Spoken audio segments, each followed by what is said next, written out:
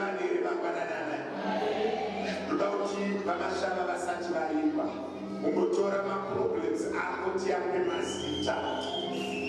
Unonzwa shoko raMwari richitaura richiti vana vaMoabhu, vana vaSeiri nevana vaAmoni vakaisa kutya kukuru mupfungwa dzaJehoshafati. Ndoda kuti ungokwanifaya maproblems ako uape mazita. Kuti uyu mwana waSeiri, uyu akandimirira pagomo kuti ndiparare. Uyu ndaakumuti mwana waAhabhu. Kana usina mwana uri kuti problem yemwana nhasi ndaakukutora semuAmoni. Kana usina basa nhasi ndaakukutora semwana waSeiri. Kana usina mufaro uti Mwari ndine chakandigarira pagomo. Ungoti Mwari isai kutya mandiri ndikutsvakei. Vanhu vazhinji vanotsvaga Mwari panguva yekuzungunuswa kwavo. Vanhu vazhinji vanoenda pamberi paMwari panguva yekuedzwa kwavo. Kashoma kusimuka kana pasina mhepo yasimuka. Iye Mwari chaiye kana pasina hondo yasimuka haasimuke. Unonzwa shoko raMwari richitaura kuti kana mafungu akasimuka, ina handisi kurambidza mafungu, but ndiri kusimudza chiyero maererano nehondo yasimuka. Kureva kuti kusimuka kwehondo kusimudzwa kwechiyero chekutenda chikotora maproblems ako mangwanani ano and quantify them. Womaona akakumirira pagomo woti ava vakandimirira asi handisi kuenda kunorwa navo. Ndakuita saJehoshafati, ndakutora zvangu zvese tiende kuaritari. Tinotanga tataurira Mwari kuti pagomo pane vakatimirira. Ndine munhu here mangwanani, kumwe kunamata kwaboka kwakafanana nemunhu asina chiri kumudzingirira. Kumwe kudzikama kwavakaita vamwe vachiimba kwakafanana nemunhu asina chiri kumudzingirira. But ndiri kutenda kuti munhu wese akanditeerera ane pamwe paanoona mwana waSeiri, ane pamwe paanoona muMoabite, ane pamwe paanoona mwana waAmoni. Kuti zvinhu izvi hazvina kumira musheshi, zviri kuda kuti inini ndimotsimudza mutenda. Remember, kudzikama kunouya pamazuva ekufara. Panguva yekuremerwa padiwe kudzikama. Panguva yekurwa munokanzi mapinda mbavha ine futi. I can tell you kuti vese vane high heels, they find their way to run and to jump the benches. But kana pasina chiri kudzingirira, vanhu vanochengeta kudzikama kwavo. Mangwanani anodi kutsvaga kwemunhu ari kungokwanifaya maproblems ake.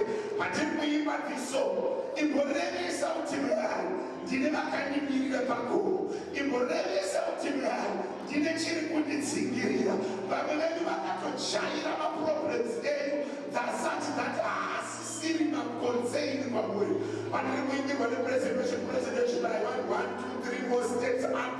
Kutsikama kwokutangira kupulpit kuchikanganisa flow. Presentation, I want to hear you.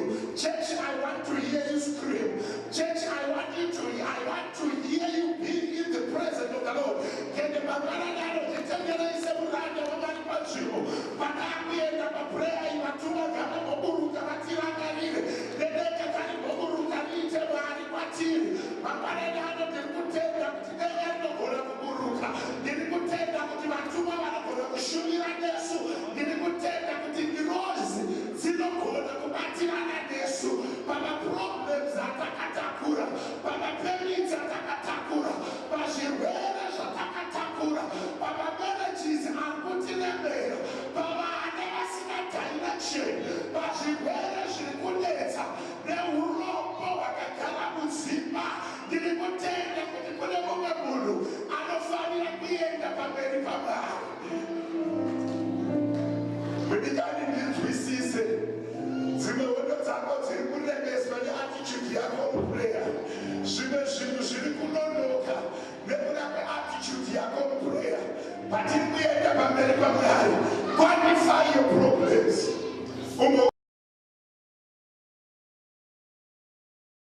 Ndauya kuaritari, praise him. Makanaka Mwari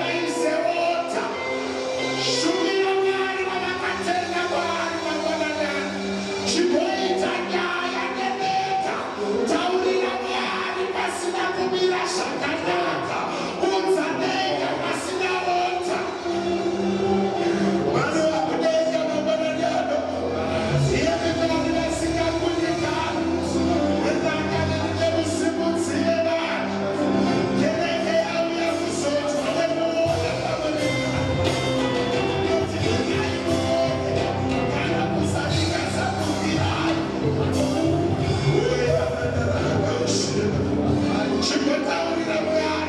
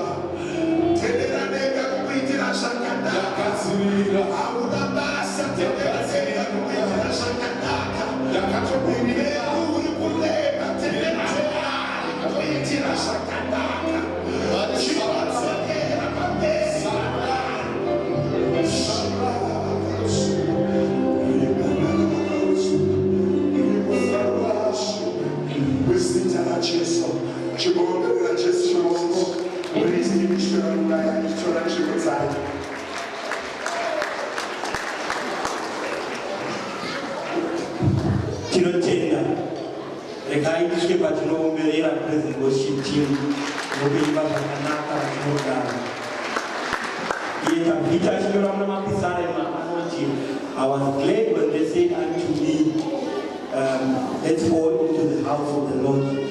Muimba ya Mwari, mune presence ya Mwari. Muimba ya Mwari, mune presence ya Holy Spirit. Pakaita presence ya Mwari, zvakafa zvinowana kupera. Zvinonetsa zvinogadzirika. Masuo akavhagwa anovhurika. Regai mangwanani ano tinosvika tichiita mheremhere. To welcome the Holy Spirit mangwanani ano. Timoti hallelujah! Mwari kudzwai mangwanani ano. Kereke tisakakamira. Takapuwa mufudzi. Pandinomira pano pese ndinoti mufudzi wakanaka. We are blessed to have mufundisi Girish naamai. Patinosvika mangwanani ano patinongoita a special welcome to the man of God. Mufundisi tinokudai. Tinorwa kudzingwa kana muripo. Regai tinogamuchira mufundisi Girish tichingoti haleluya! Tinotenda. Regai tisvike patinogara pasi. Mangwanani ano regai tisvike pandinoisa ruremekedzo rwangu kudare repano runotungamigwa na chair of chairs mufundisi Girish vachitevedzwa navo masuka vana baba. Regai tisvike pandinogamuchirai mangwanani ano. Regai tisvike pandinogamuchirawo the main fellowship leadership inotungamigwa navo masinire ichingoti vana baba iwai kugamuchirika muzuva ranhasi. Vana baba tiri mbero hatikutaridzai nekusimudza maoko. Hanzi navo masinire chechi yedu yakakomborerwa. It's one of the churches where you find a lot of men. Hanzi vana baba zvokuya kuchurches hazvisi zvavo. Saka vana baba inzai kugamuchirwa mangwanani ano. Regai tisvike pandinogamuchirawo our ladies department inotungamigwa namama mufundisi Girish. Vana mama vanozviti hanzi we are the women of no nonsense. Vana mama muriko hero inzaiwo kugamuchirwa mangwanani ano. Let me also take this opportunity to welcome a very special group of teenagers. Teenagers in the house. Anyway, let's get back to know Chimila tichigamuchira vana vedu vemateenager vatakapuwa naMwari. Hanzi ndokereke yamangwana iyi. Regai tisvike patinogamuchirawo youth mazuva ano anenge vakugara uko. We have youth in the house. Hanzi ngatingoti ikwanyana. Imi ndimi gurupu ratinowanza tasumudza.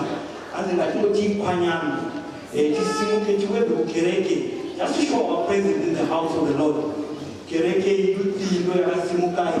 Ngatingosvikawo patinogamuchirawo vana vedu vatakapuwa naMwari. Tivaomberera maoko vachigara pasi.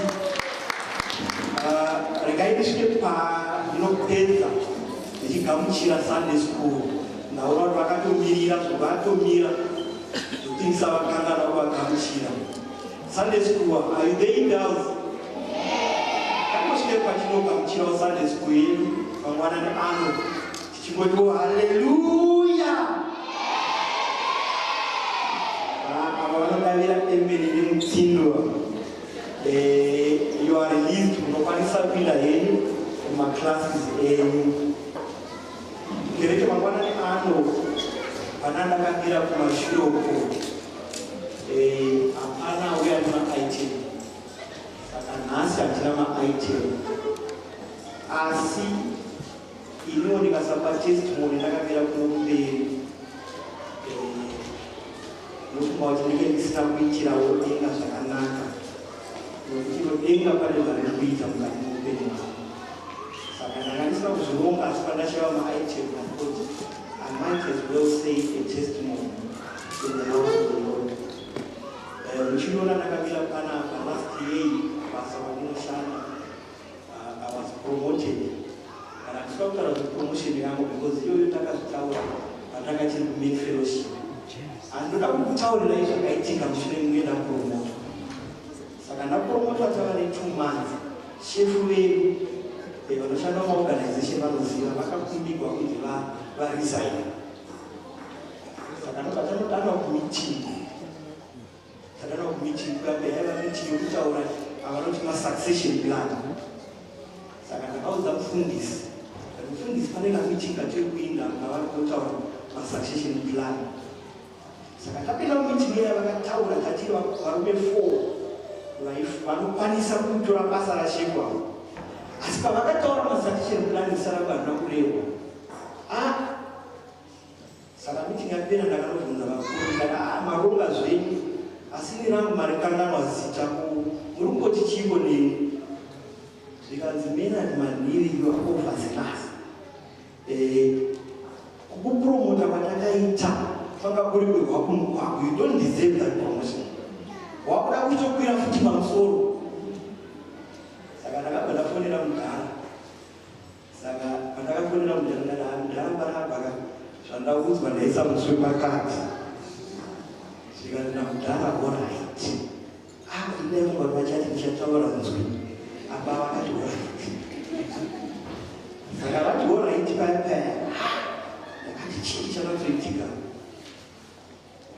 saka papera mwedzi muchinda vanga vakaselekta kuti aite takeover wakangouyawo zvikanzi guys my daughter turned 18 I have not been a part of her life saka ndatotora transfer kuda kutobeki zvopromotion yenyu siyaizvo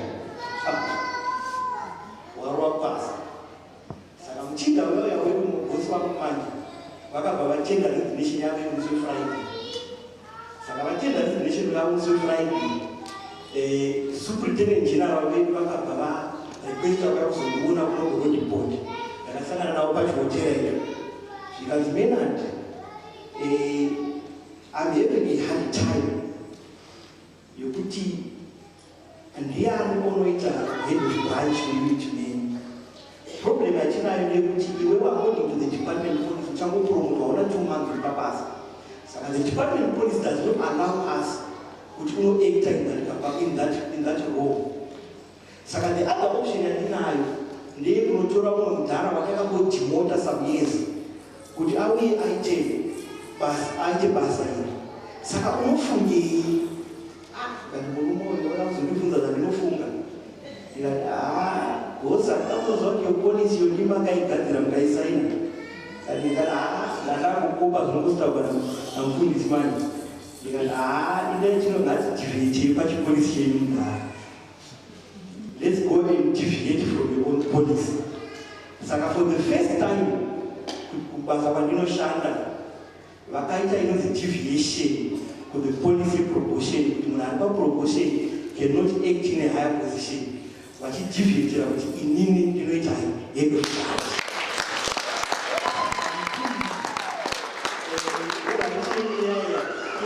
inenge nekapower kudarengatia kutaura zvakapitika mukati meupenyu hwangu zvidhafudafu regai musviko mangwanani ano paninosiira nguva inozara kwayo kuna church secretary vedu yozora nhasi baba moyo wave vamuchikawo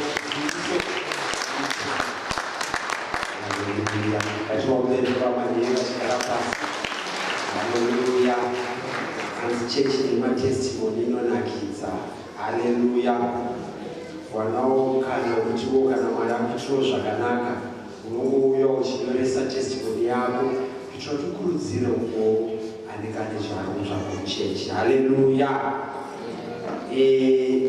maannouncements edu this week akamira akadai so ndichatangawo nezviziviso zvemadzimai madzimai vane prayer and fasting musi weThursday maprayer points achaiswa pawhatsapp group and change muchibrekera muri kumba musi weFriday 9 August kune ladies all night prayer pano parodipot pachechi pano ichange ichitanga na 8 o'clock asi chechi inenge yakavhurwa from 7 kana unokwanisa uya kana 6 o'clock chechi inenge yakavhurwa. Ichi chiitiko ichi chapa chabvisa chiitiko chaifanira kunge chichiitika musi wa10 uyo manga muchifanira kusangana semadzimai, panga pane outing yemadzimai. Musi weMonday iri kuteera tichange tine prayer and fasting yedu. Maprayer points zvakare achaiswa pamawhatsapp group nomufundisi wedu. Tichange futi tichibrekera pano pachechi. Tikukurudzirwa kuti vanokwanisa vese uyai tione kuti tichanamata tichibreka. Mufundisi wedu weTuesday vanenge vari pano zvakare. Avo vese vanokwanisa kana vari kunzwa kuda kusangana namufundisi uyai, vanenge vachiita maappointments munobvumirwa kana mune nguva yakakupresai munoita appointment namufundisi. Saka vanenge varipo from 9 AM kusvika na 3 PM. We are also going to be hosting a leaders meeting on the 27th of July. Naizvozvo vatungamiriri mose munokurudzirwa kuti mwange muchauya pachiitiko ichi. Kana tichiti vatungamiriri kutaura vese vemacell group, vatungamiriri vemacell group, vemadepartments, youth, ladies board, men's fellowship, vanokwanisa muchauya kuchera realize this day.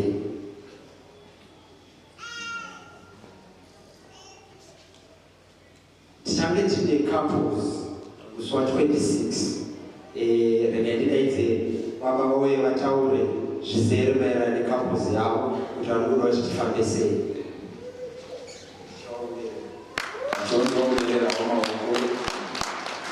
Haleluya chechi.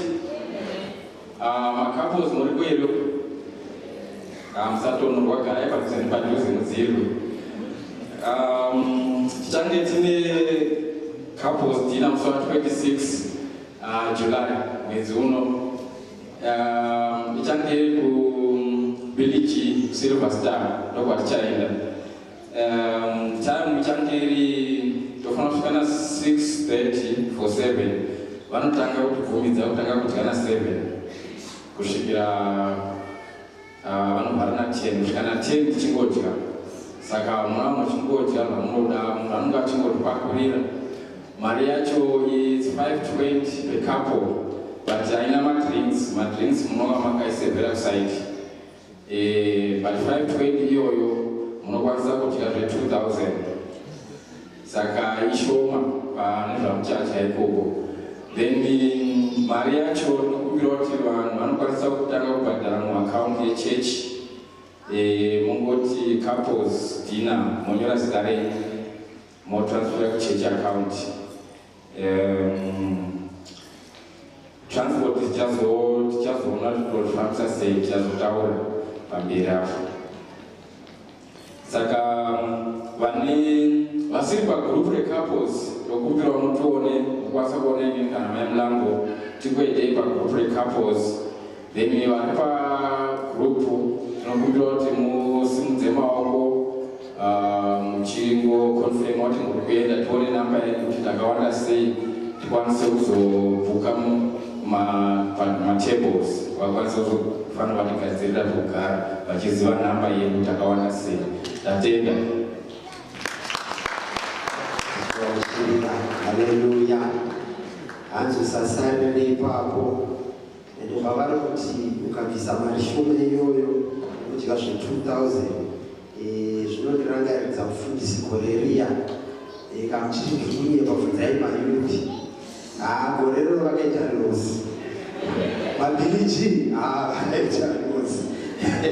Saka usasarerira ipapo. Haleluya. The following announcement is for cell groups. Tikukurudzirwa kereke kuti tiwange tichaenda kumacell groups edu. Umwe nemumwe ngawane cell group yaanobelerwa into. Naizvozvo Bramfisher cell group neRoadport cell group irikurumbirwa neutungamiriri hwayo kuti vange ichasara. Saka Bramfisher cell group inoenda murumbo muprayer room osanganemo. Then Roadport unoti vasangane vanosangana kumusoro. Then also vagari vekuNewlands, vagari vekuMaritzburg, vagari vekuDelare nevari munharaunda dziri pedyo ipapo, muri kukumbiriswa kuti muwane kuchasarawo futi zvakare mudakuonekwa nemutungamiriri munongouya mogara beside vese vanogara nzvimbo dzandataura idzodzo. Holy Communion yedu for the month yaJuly change kuswa 21 iri Sunday. Our media and marketing team inotikurudzira kuti tiwanikwe tichawanikwa tichaenda kunoita click, tichaenda tichinoita view, tene tinoita like as well, nekuposta nekushare nekukomenta futi patinokwanisa kukomenta, asi zvakanaka chete. Tinowanikwa pamaplatforms akadai, tinowanikwa paFacebook, tinowanikwa paInstagram, tinowanikwa paYouTube, takuwanikwa zvakare paTikTok. All visitors of the day, tikukumbirai kuti vose muuye tisangane apo paConnecting Lounge pane masofa ekrimu apo tigowanikwa tichazivisana nekuzivana. Our tithes and offerings remain a very important part of our commitment to this church. Naizvozvo tirikukurudzirwa tese ende tinoramba tichikurudzirwa kuti tirambe tichiudza mari yedu nezvipo zvedu muimba yaMwari. Tinoudza nenzira dzakadai, tine EFT, tinogona kuudza through ATM deposit, tinogona kuenda kunoita mabank transfers as well. Takukwanisa zvakare kuuya kuzoswipa our cards kumashure uyezve tinogona kuuya nemari yacho pese topa accounting department. Ndipo paperero zviziviso zvedu muchindiomberero tichigara pasi tichidetserana tenda pamoyo nekutipa zviziviso. Mangwana anokereka ndiziti tine vaenzi, we have visitors in the house. Vaenzi ungaticharidzawo nokusimudza maoko, nekukumbirawo nokusimudza maoko kuti vauye kuno kumberi tikutamireiwo the roadboard way, sunungukai uya kuno kumberi tikwazisane. Ishe Jesu ari pano, atina namo. Ishe Jesu ari pano, atina namo. Atina namo.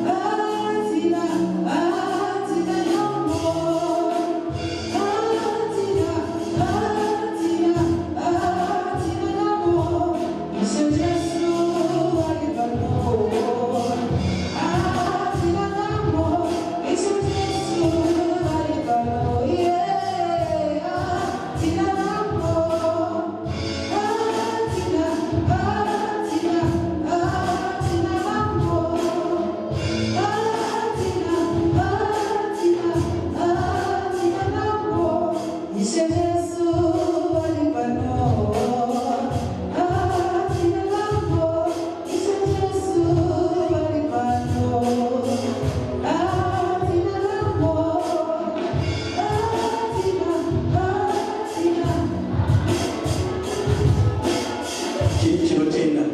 Do we all understand each other?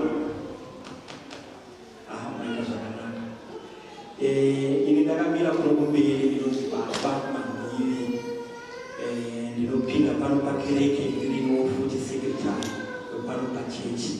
Saka chakukumbira kuti andisati ndakanganwa, asi pamunondiona ndinenge kufanira kunzi ndati zvinondipa manyawi kana pane chaunokumbira ndinotokupakana ndinacho. Saka regai ndikumbire kuti muchiziviso zita renyu kuti munonzani, uye mabhepi pamunogara kana mashanya mutaura kuti matishanyira muzana nhasi kana mauya zvachose mutiudza kuti izvozvo kuti mutipembere. Regai titangire pano pandiri pano. Tikukwazisei kereke, haleluya.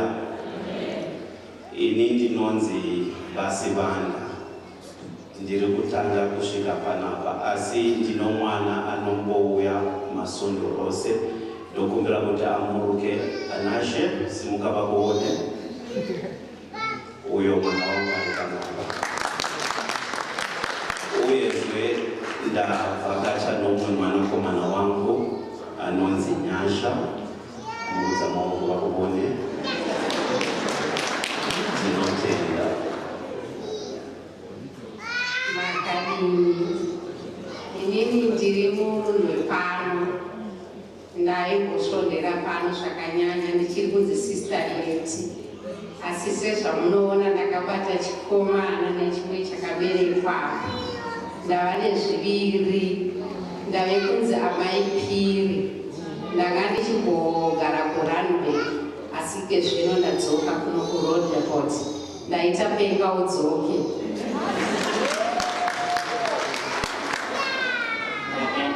kereke nokukwazisai besa raJesu ini ndinoitwa amai Masimire ndiri sisi vamai Phiri vabva kutaura kuti ndine twana twangu twiri twine tunasisi vangu amen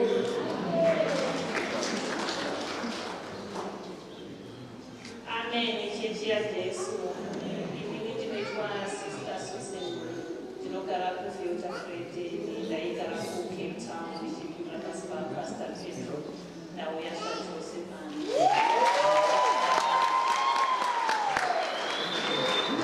I greet you all in the wonderful name of our Lord and Savior Jesus Christ.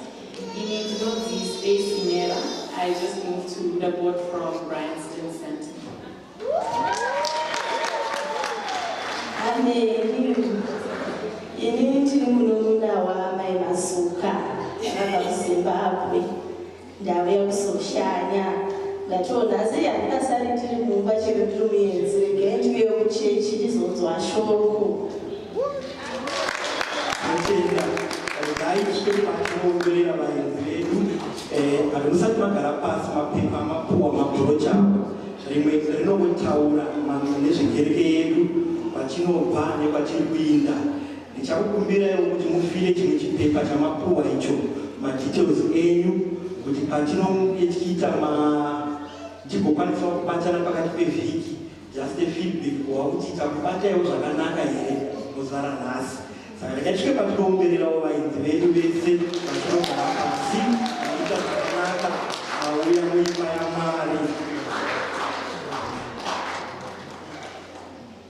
Kereke inini nguva yangu yasvika painopera asi ndisati ndarina mufundisi regai ndisvikewo mangwanani ano pandinogamuchirawo tsvarakadenga yangu chihwitsi mwoyo chichekererwa chesherezi mai vandakakuwana ishe mai manhivi inzwa yekugamuchirika zvakanaka inzwa yekugamuchirika muzuva ranhasi regai ndigamuchirawo kuti mama vangu mbuya vamuno Mupi namunesu mbuya Joe vari kumashure uko mama inzwa yekugamuchirika mangwanani ano ndisingakanganiwo kumba kwedu indwi baba vevakwasha saka vane vana vasikana tatinosangana pagedha apo ngatipotengerane zvitsi I am blessed with 3 wonderful boys Mupi muno namunesu saka ngatingogamuchirawo mangwanani ano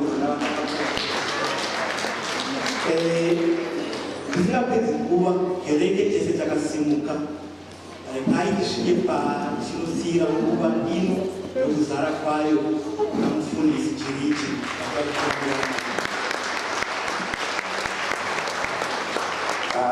vaitaingatemanyiri nayo zita raJesu. Hallelujah.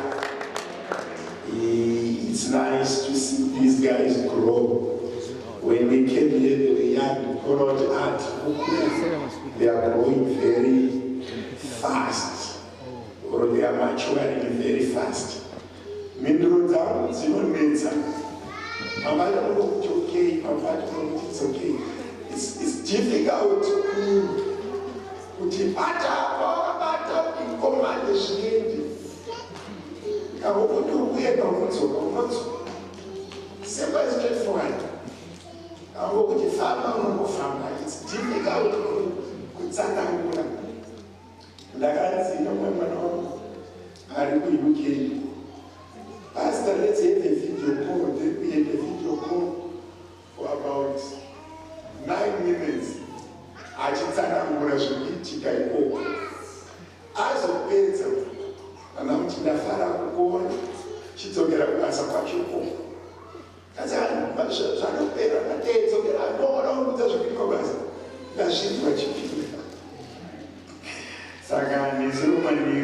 one akazisa message akati kubva pandakadzokera muofisi handina kuzozviona futi makaita ini ndakaona chiso chake checho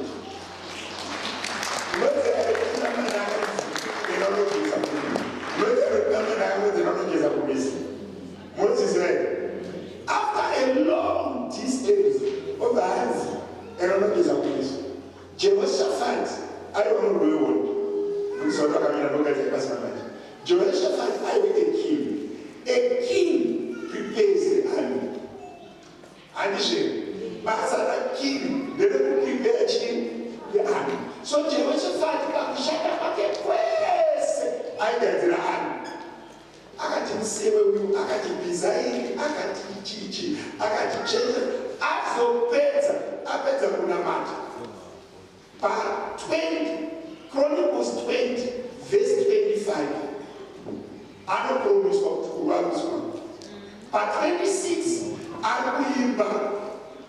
My Levites are singing. Pa 27, Akutora Maspos, Asnapo. God did not use Jehoshaphat's strength. Even Azarake was a king, was to fight, but Maria Hana Shamisa was strength. We didn't degree, later man. Another thing that brings back.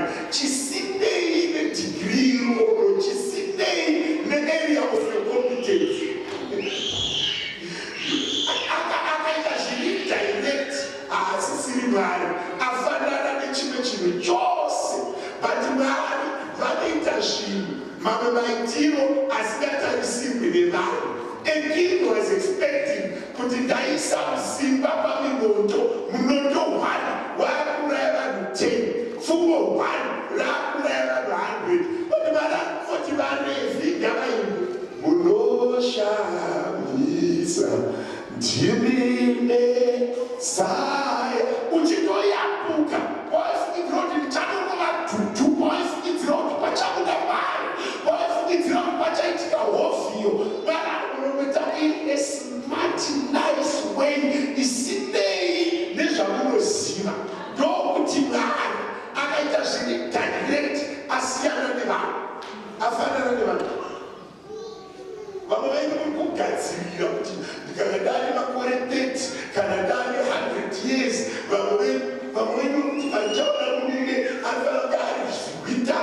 man does not work with the human mind. He is up and above human comprehension. When he does his things, there's no explanation. You remember one another?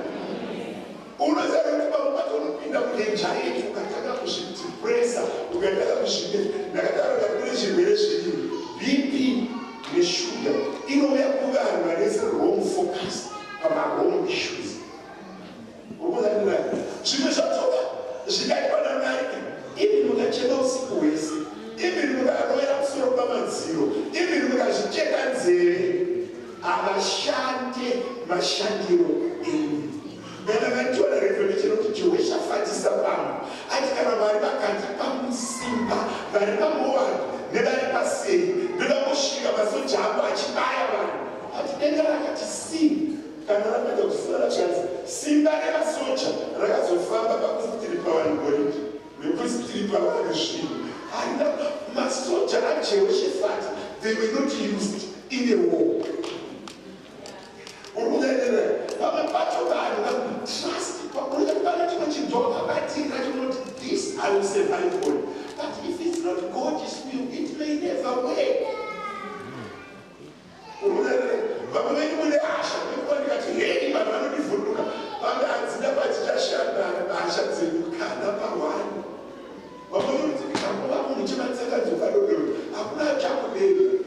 live a peaceful life.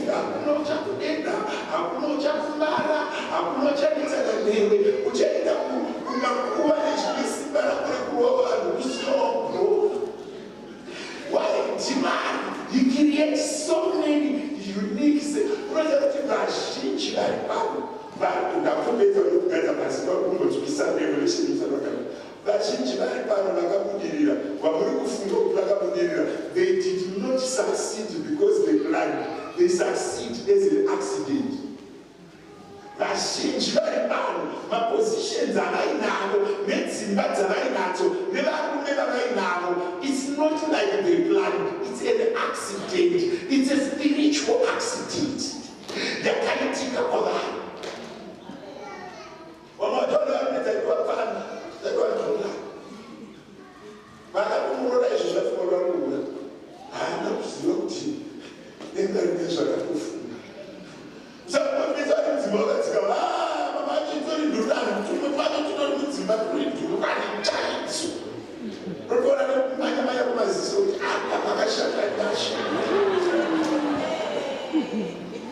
zvakanoitika vachifunga kuti mahumbwe akakudzimara zvaka.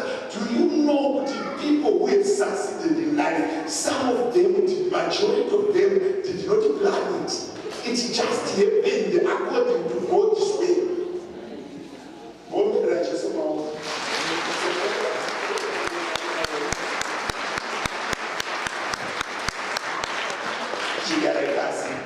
tigamuchire vakavakunda vanga vachirinda kida session pamwe chete navana mai maningi vanga vachicheya, tigogamuchirawo sekretari vachivara nhasi baba moyo, tigogamuchira zvakare mai vakanaka vakagara apa.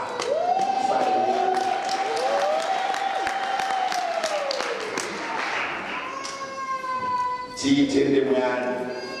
Ndiverengerewo kubhuku yaIsaiah, Isaiah chapter number 55.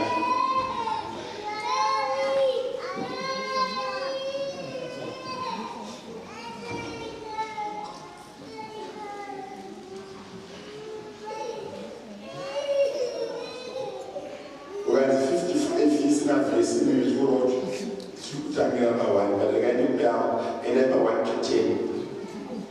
Tichaverenga kuna Isaiah 55 kubva verse 1 kusvika pa10. Uyai imi mose mune nyota, uyai kumvura zhinji, nemi musina mari, uyai mutenge uye mudye, uyai mutenge waini nemukaka pasina mari uye pasina mutengo. Ko munopedzerei mari pazvinhu zvisati zviri zvokudya, nesimba renyu pazvinhu zvisingagutsi? Teererai, nditeererei, mugodya zvakanaka, uye mweya yenyu ichafarira zvakakora zvakanaka zvezvakanaka. Rerekai nzeve yenyu muye kwandiri, ndinzwei kuti mweya yenyu irarame. Ndichaita sungano isingaperi nemi, iko kutendeka kworudo rwangu rwakavimbiswa kuna Dhavhidhi. Tarirai, ndakamuita chapupu kumarudzi, mutungamiri nomukuru kumarudzi. Zvirokwazvo uchakoka ndudzi dzausina kumboziva, uye ndudzi dzisingakuzivi dzichamhanyira pauri nokuda kwaJehovha Mwari wako, Mutsvene waIsraeri, nekuti iye akakufukidza nokubwinya. Tsvakai Jehovha achawanikwa, danai kwaari achiri pedyo. Akashata ngaasiye nzira yake, nemunhu akaipa murangariro yake ngaadzokere kuna Jehovha, uye iye achamunzwira ngoni nokuna Mwari wedu, nokuti achakanganwirwa zvikuru. Nokuti ndangariro dzangu hadzisi ndangariro dzenyu, uye nzira dzenyu hadzisi nzira dzangu, ndizvo zvinotaura Jehovha. Sokukwirira kwakaita matenga kupfuura nyika, saizvozvo nzira dzangu dzakakwirira kupinda dzenyu, nendangariro dzangu kupfuura ndangariro dzenyu. Semvura nechando zvinoburuka kubva kudenga, zvisingadzokereko, zvisina kudiridza nyika, nokuita kuti iburukire nokubereka zvakawanda, kuitira kuti iberekere mudyari mugwembero, uye ipe chingwa kuna unodya. Gumirai napo ichirunguverenga uchikumidza. And if to Baba verse 1. Ho, everyone who thirsts, come to the waters, and you have no money. Come buy and eat. Yes, come, buy wine and milk, without money and without price. Why do you spend money for what is not bread, and your wages for what does not satisfy? Listen carefully to me, and eat what is good, and let your soul delight itself in abundance. Incline your ear and come to me.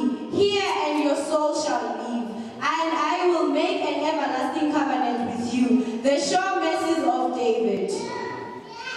Indeed, I have given him as a witness to the people, a leader and commander for the people. Surely you shall call a nation you do not know, and nations who do not know you shall run to you, because of the Lord your God and the Holy One of Israel, for he has glorified you. Seek the Lord while he may be found.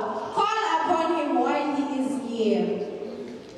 Let the wicked forsake his way, and the unrighteous man his thoughts. Let him run to the Lord, and he will have mercy on him, and to our God, for he will abundantly pardon.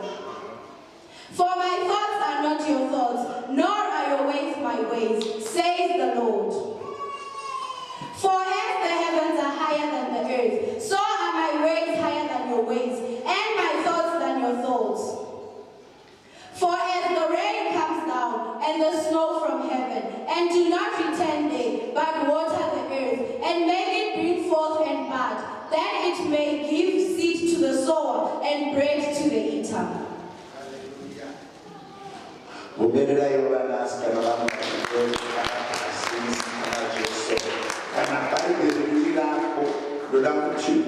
Verse 10,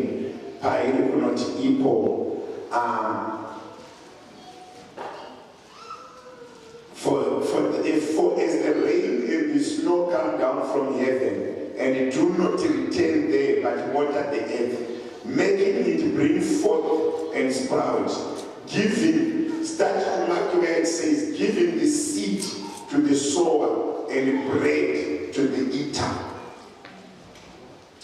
Giving seed to the sower and bread to the eater. Kana richimakika ukawaisa seko pakanzi sowa, ukawaisa seko pakanzi ita. Roti pane rudzi ruviri ruripo, mudyi nemudyari. Amen and amen. Okay. Isaiah chapter number 55, kubva pa10. Iri kutaura nyaya yereconciliation. Ichibuditsa ma-differences maviri, unhu hwemunhu neunhu hwamwari. Unhu hwemunhu huri kubuditswa uchinzi men's thoughts are evil for evil. And I explained, men's thoughts are evil for evil. Why? In this paragraph, it depicts the nature of men. But when you do something to a man, he gives you exactly that. Munhu kamuitira zvakanaka, anokudzosera chakanaka.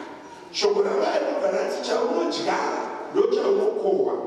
Kureva kuti nature yemunhu inoti mukandidaidza mukandibikira beef nechicken nesausage, pandinokudaidza even ndisina, I will try my best to give you the best that I have, while I am returning the favor. Mukandiitira utsime, ndinokuwanza kuitira utsime back. The least I can do is to scratch you from the diary of my life.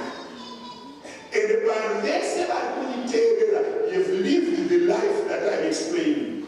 Vanokuitira zvakanaka, munovaitira zvakanaka. Vasikakuitire zvakanaka, kazhinji kacho you scratch them, vamwe vacho you actually fight back.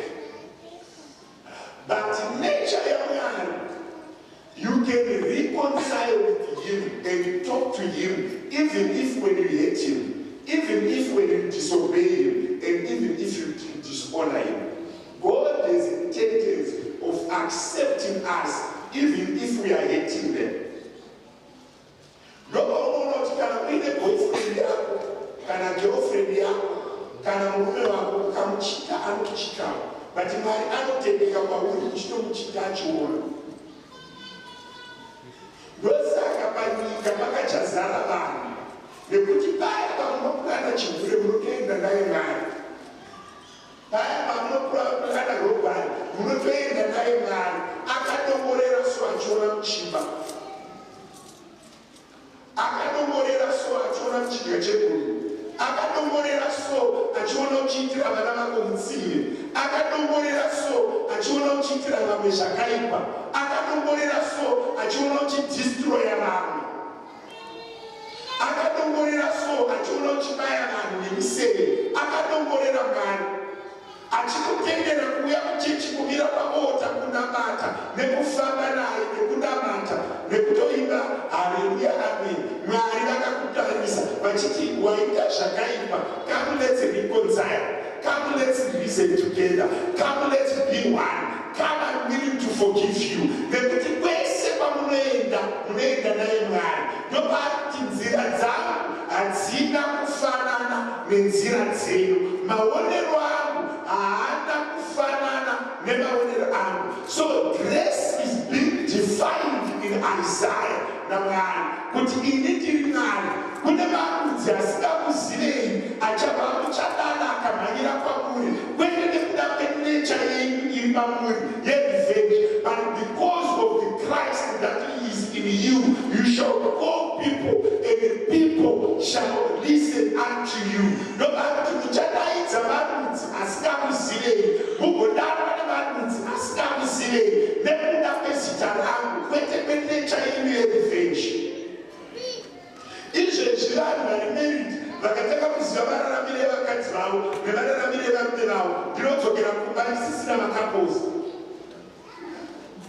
Asi Mwari anoziva mararamire ako, achiri kukutendera kuramba uri mwana waMwari, achiri kukutendera kurarama. Ndopanosiyana nature yaMwari. It's not evil to evil, and it's always grace.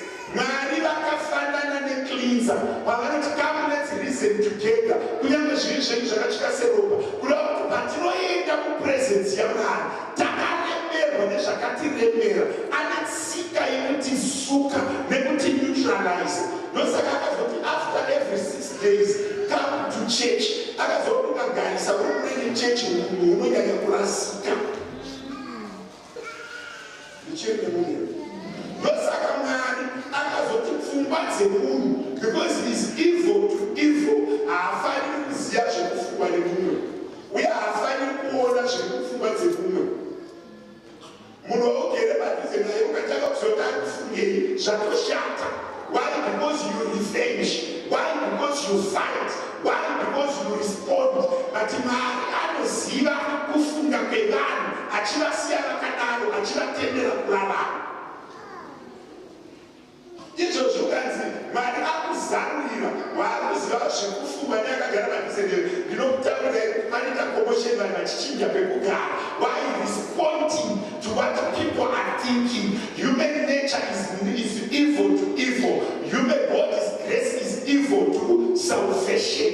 Akatarisira panyika, akashimurira panyika, kupa vanhu upenyu mukusakwana kwavo. Ndichiri nechecheri pakwana navo, ndiri kuparidzira umwe. Kuda kuti ndosaka Mwari akarambidza munhu kuti azive zviri kufungwa nemumwe wake, because zvikadaro nyika haigarisiki. Ndobari kuti nzira dzangu dzakasiyana nenzira dzenyu, nemafungiro angu akasiyana. Iwe ukaona munhu achiita zvakaipa unoti achafa, vanhu vakaona munhu achiita zvakaipa vanoti anotendeuka. He is a positive God. He is a giver of life. He is the fountain of life. The Jesus that we believe in, he is a giver of life. Even if he is hate, even if he is dishonored, even if he is disobeyed.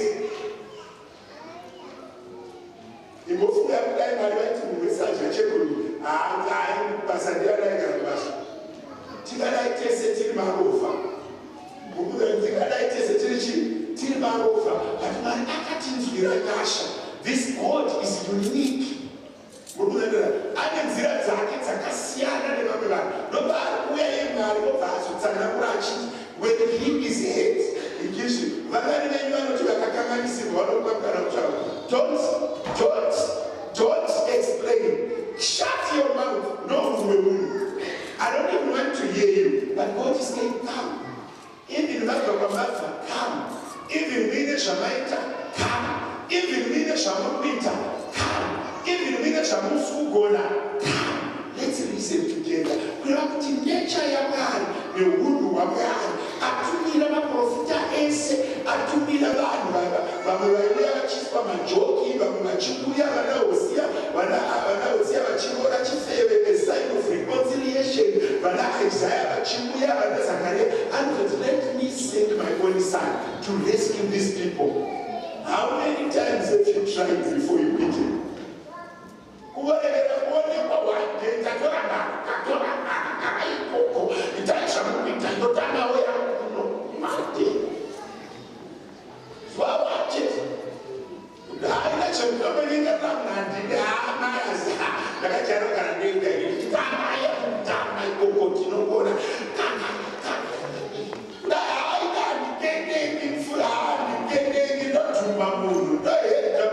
That's the nature of men. Evil for evil.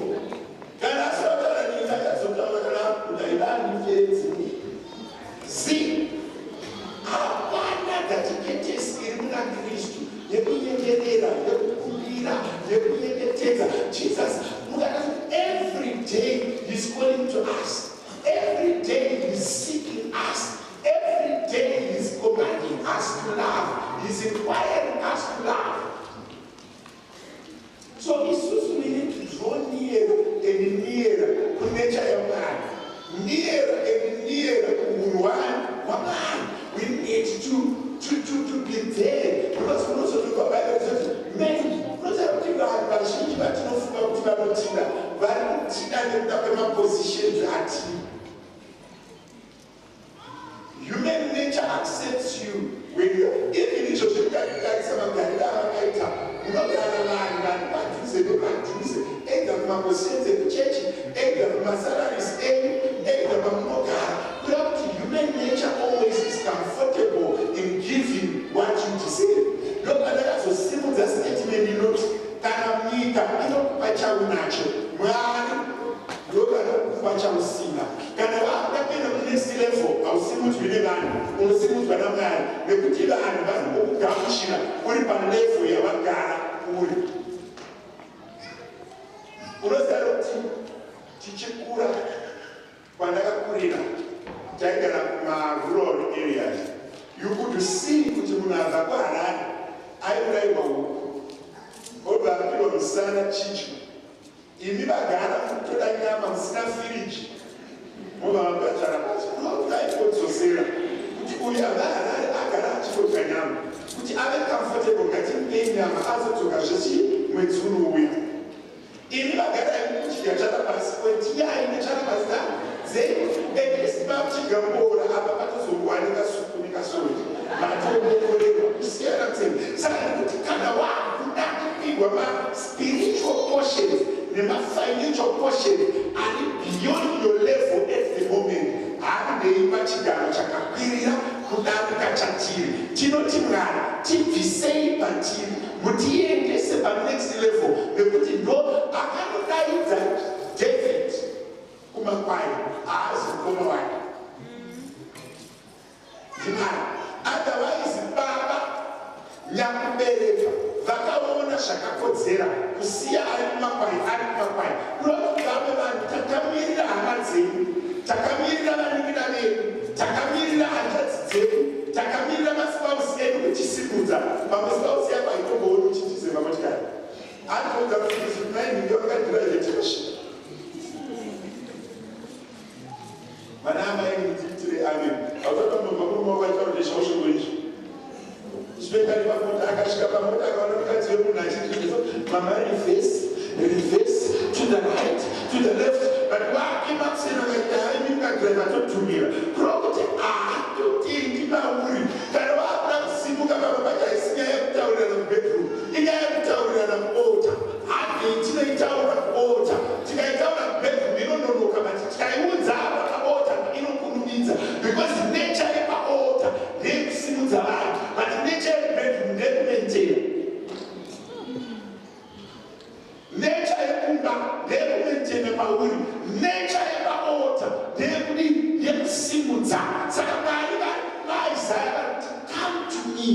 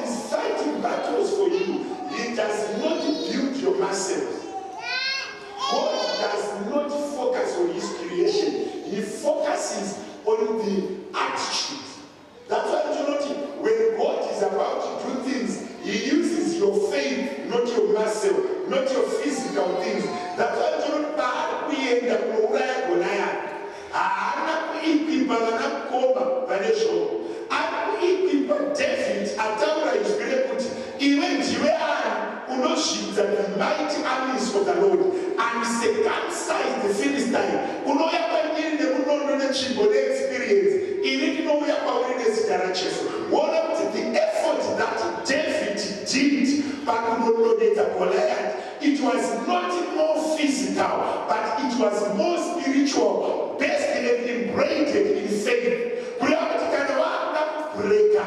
Sins of poverty, never sins of my disadvantages are in our own pain. You don't really need much training. You need to train your heart to believe more. Raise your faith, you break through. Raise your working and you continue to work.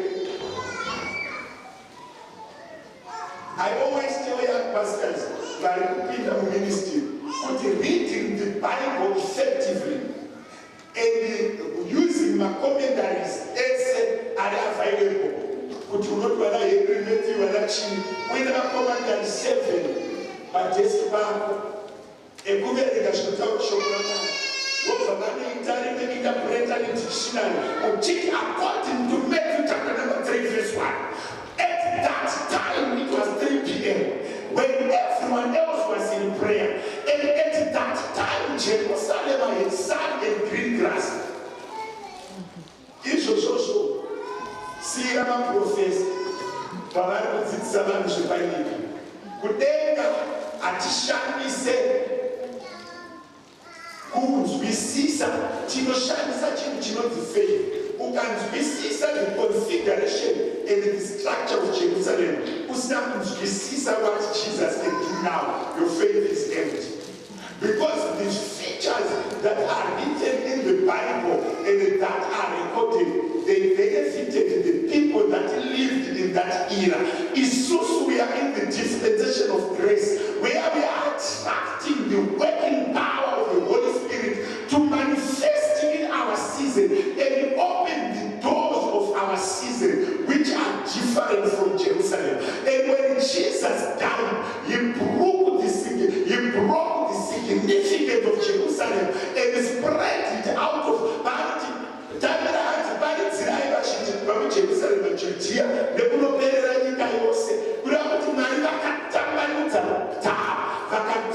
instead of Gethsemane, but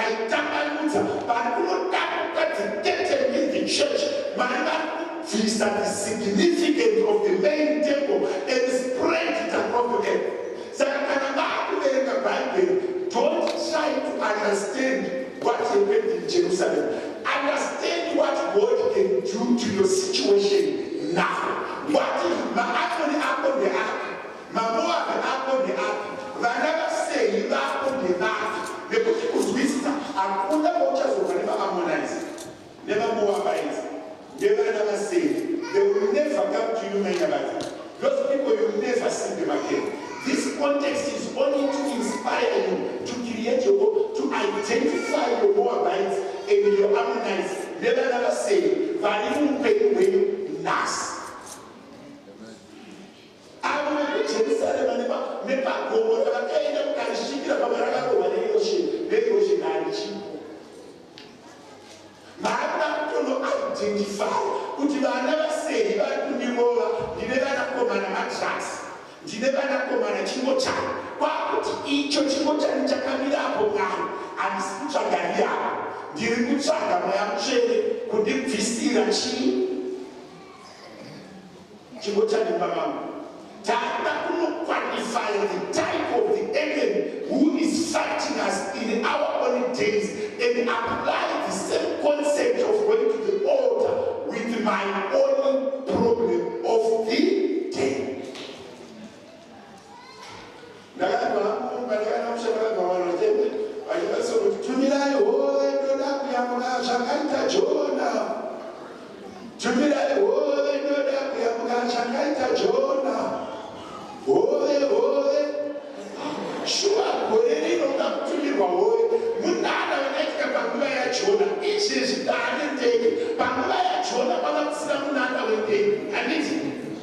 And it's so hatishandisi zvikepe saka hove dziri kure nesu ngatitsvagei nana uri relevant to us shuwa kupinda prayer wosvuka mazichoti mari ndoda hove mari hove ngaingonishimapedza in the era and in the time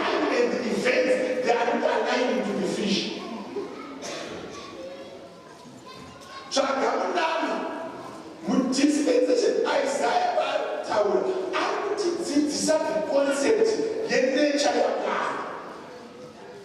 Zvakafanana nemetsi. Metsi dzandakadzidza vana pai R-squared. In real life you don't see them. Pandaiverenga bhuku reRandandara mutsvaro wechirungu yawe richituudza zvemadhwana nemafrondo refu vave nefrondo refu dzikasangana koita conventional kuti dzikapera roho izve kozoita nematypes of clouds vana cumulonimbus vana cumulus aiva kungoti pfungwa dzako dzivhurike.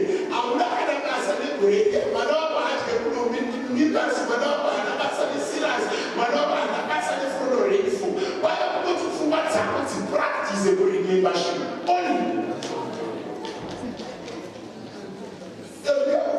Zvekuti kana uri kurimi zvekuti frodau kana kronipo mvura akaingonaya mombe dzidye tiende kumberi full stop. Asi vanhu vanonyora text vari kuedza kutrena kufunga. Ndichinomamirera. Saka pamunoverenga bhaibheri hariverenga zviri direct unogona kutadza kurinzwisisa. To read the Bible out of context. Ndosaka chine varume vachiri kufunga kuti munhu wemukadzi afanira mapepo ake. Metsi ari kumwa nemukadzi. Kugeza ari kumwa nemukadzi. Kufamba takuti ane kwesike zvinoti ndiviri wemembe ndiviri wechikadzakutaro. Saka munhu iyeyeka. Kurova chaiko kuti ndinodaidza kudaimana kuna ari kundijendera hake.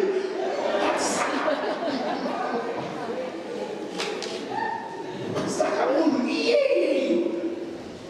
Yeah, you see, that was Judaism. Yaiti mukadzi haviri pevanhu vati pavaizopreswa nehondo vaiteera chibhora kana zvanakagara ibasi kana taremerwa. Saka muupenyu hwemunhu hatishandi nekuti mukadzi kana murume, tinoshanda the deposits of God. What did God deposit in a person?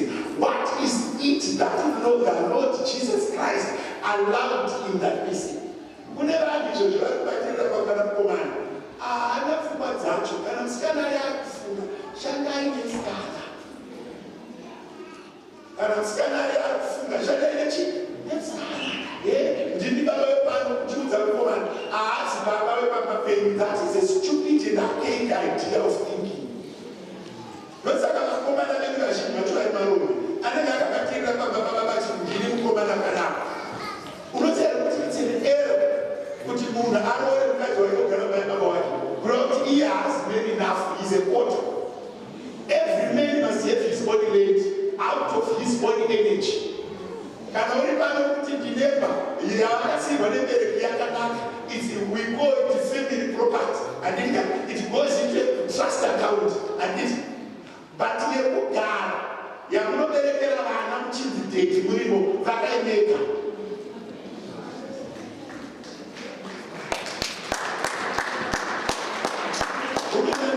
Saka kune vanhu vakabatira. When God is calling us unto grace, He is not looking at the sex of the person. He's not looking at the height of the person. He's not looking on the beauty of the person.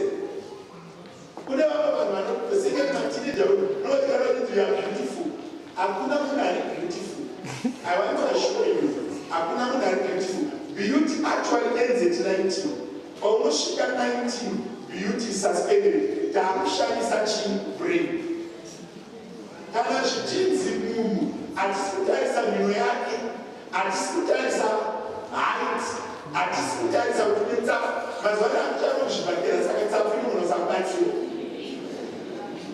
Unobva vakaneka kusvika usina chinhu navakudenha vakudenha. Even vakuka vakakudenha usina chinhu unovaita sei? When we are going before the Lord, let's go and ask, what is it that God can deposit in us? What is it that God can put in our children? What are the gifts, what are the strength that God can actually transfer from the kingdom? Teaching not replace a nature around. Teaching not replace evil to evil with some traits of grace, with some traits of God, with some capabilities. Nobody will repeat Muri vanakomana vaMwari vekumusoro-soro.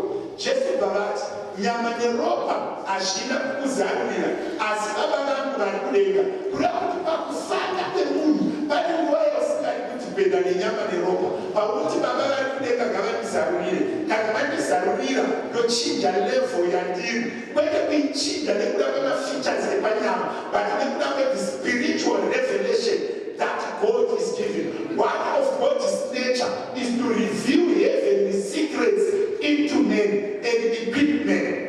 Men are equipped by God's revelation. But he qualified the unqualified. It means that nyama neropa does not take you that far. But when the Spirit of the Lord is upon you, it elevates you to the position where your competence would not have taken you to. Yo, teaching in only the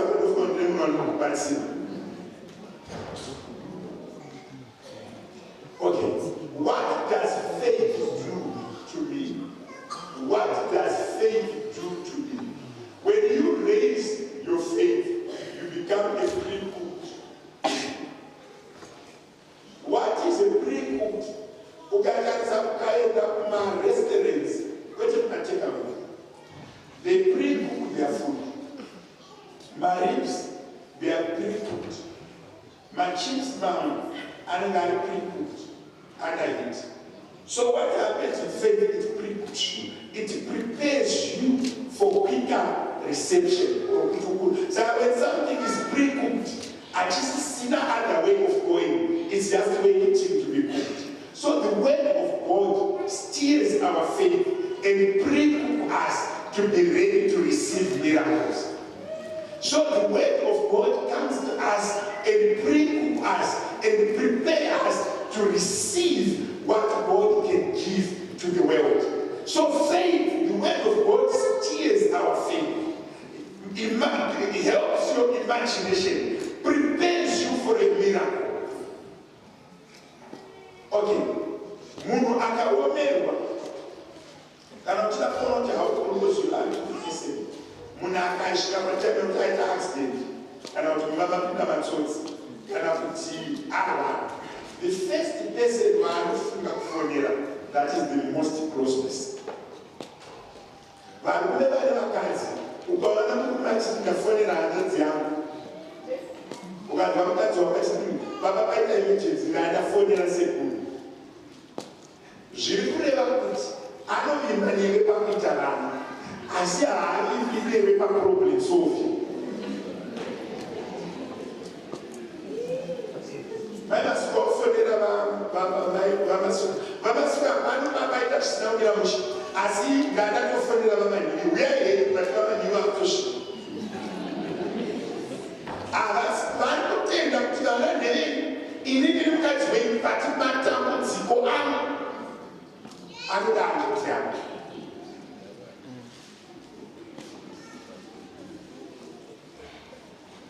Saka usazosvika wenungu kuti ana anosvika tsana vatitangira.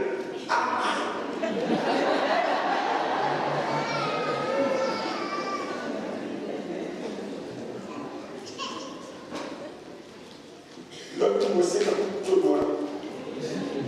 Zvazviri kureva ndechekuti when you dwell much in the word of God and when you read the word of God, paunoenda pakona, you use what you had. You reproduce what is already in you. Not always of time. It's something that you know. It's something that you can capture. It's something that, so the nature of God, when God calls you to stay closer to Him, and so the more you are closer to Him, in time of problems, it's very easy to return to the person that you have a relationship with. You cannot go and borrow to someone that you've never borrowed from unless you are very desperate. So the word of God prepares us for all situations, good situations, bad situations, all those things. The nature of God. So faith in is faith. What you believe, what is your source of power? When I tell you my standards of power, centers of affection. Can I explain that? A source of power is something that you depend with subconsciously, not in your active conscience. In your subconscious, there is your source of power. But when subconscious market, you have a bank account to share over and swipe the card.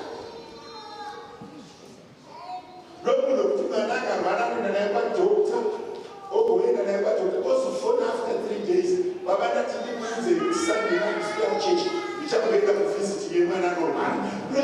My area will not fool this, my area will not hand. Subconsciously, I'm not dependent on it. That is the first port of call when it's present.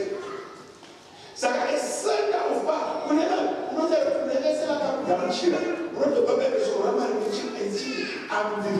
I'm the true vine. In me, I'm the true vine. There is no fruit that comes out without the stem. Though the stem is not seen, we only see the branches and the nice fruits and the nice flowers. But what is the source where the branch is attached is the stem. So when you have much faith, you are someone who is like a branch on a tree. Though the tree is not seen or is not admired, people admire the branch and the flowers and the fruits, but you cannot ignore the branch and the stem.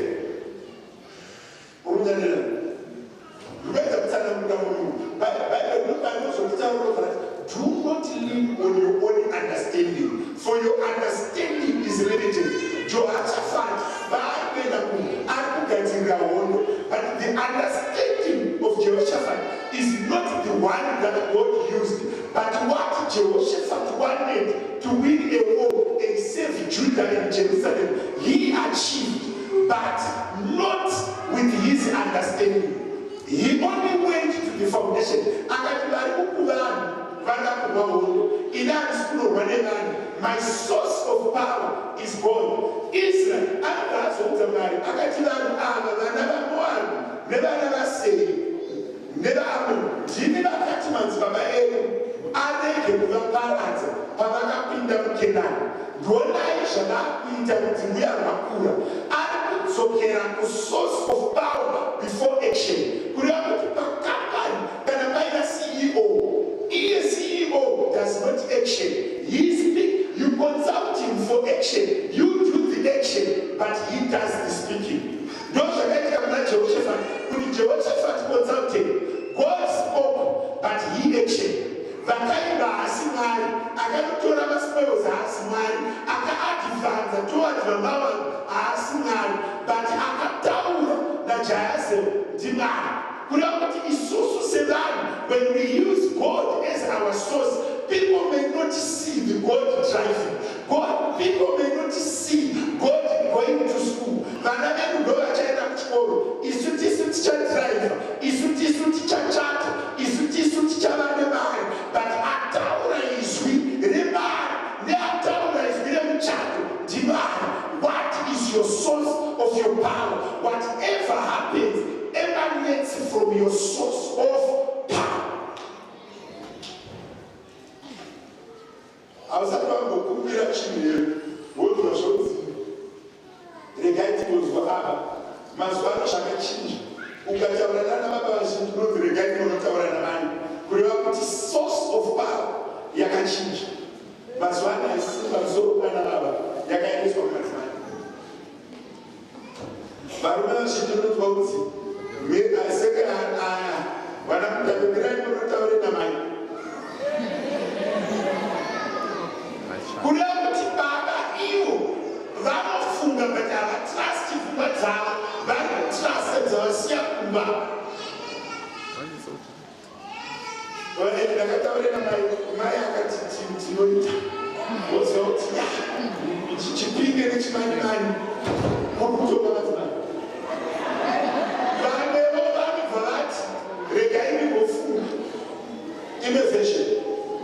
We are going to the mind, but actually trust him. Shall not tell us she is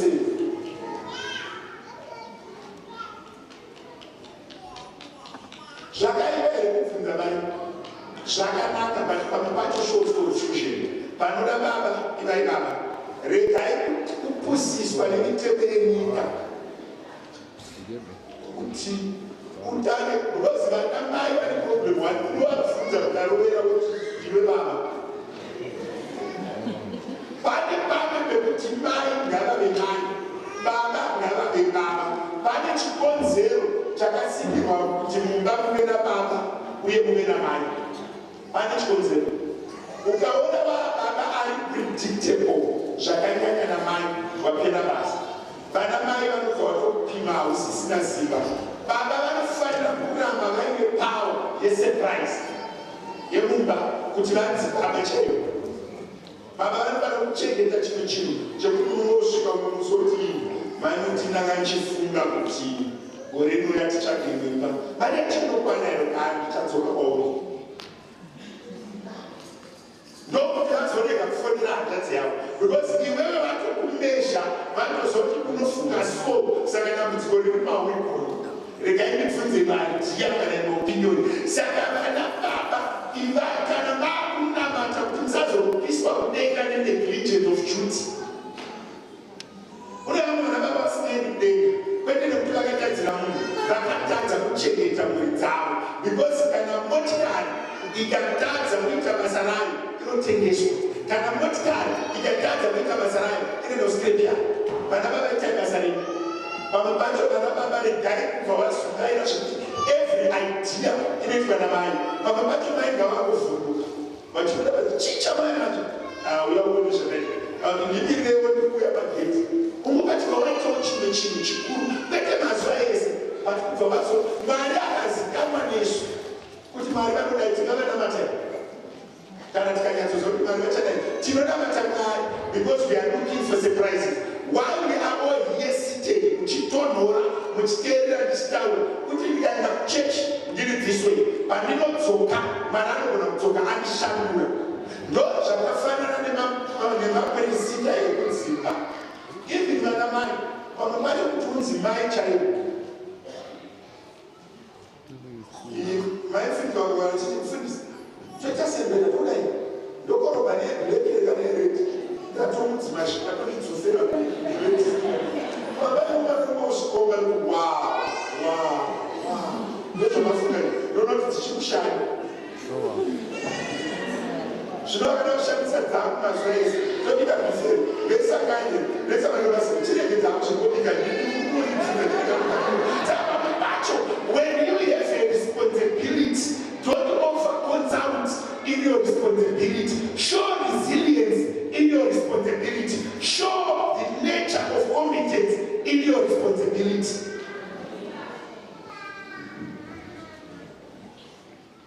ndaona shuga iri pashelf kana yaisogwadakireti yaredaitireti ndotengai umuchafunani do what you're supposed to do. Faith brings confidence.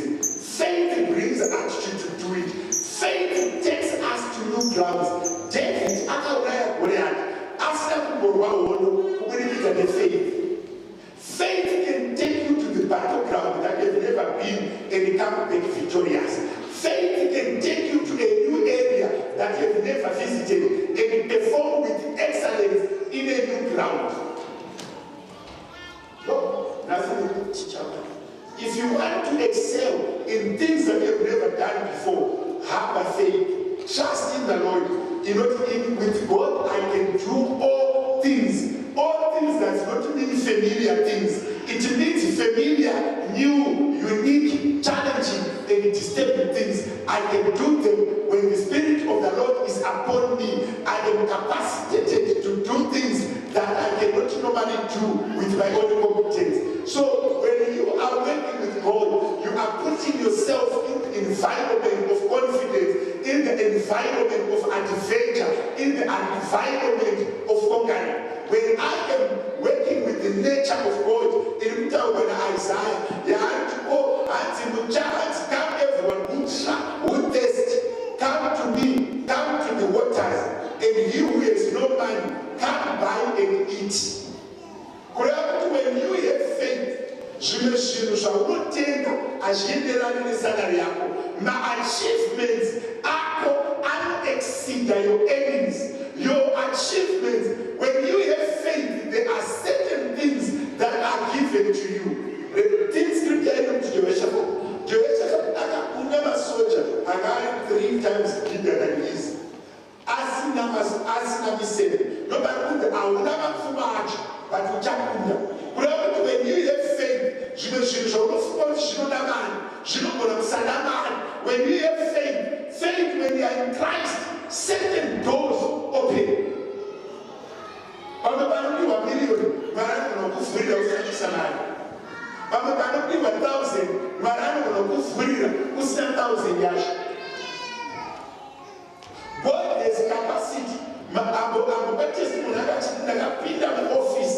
Yanaga the necessary experience. Pinda office. In to faith. My requirements, but my requirements are capacity to a faith. And it's not normal to have food out to matching to the road. You have in the single. You all as a core, when you food of Saga, the Garola, you also never listen. God is not to the time of the town. How many foods put in the fair of the other father and son? Brother, no food of the other, what in the report? Jabopun, the other churches, Jabopun. He said, she was alive. He said, she don't got it. What I was on the same branch. Maria spare Moses, Ajanda. Fara uraya na wakomana. Aniti. Arukigati uraya chi wakomana. Manda kuspea chi Moses. Bada usomshanisa 40 years later. What does God does? God bana tumama na wafara kufaida manao. Oza hafunza mai wacho kuti ndiana akachengeta manao. Kuna kuti shabari shino exceed for what faith lets things that are fighting you to be good for you. When faith is there, it transforms your enemy to be your keeper. Nobody puts we are in Samariach as Kanamaya Tenda Church. We are in Sam French, Kanamaya Pandit Muchacha. Chadino find a man in Chichi is a many thing that so it is. Isaiah put Parapuna am full. Ichimuru. Hallelujah.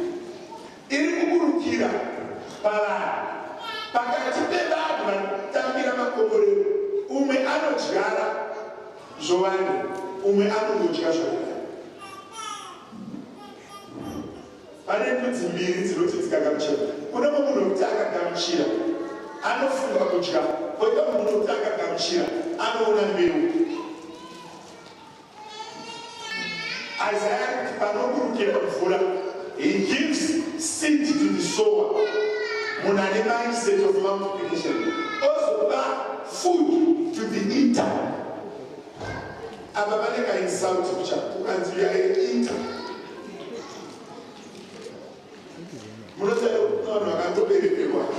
To respond to nature. Anitalana, Anitababu, Anoji, Japan. So Isaiah,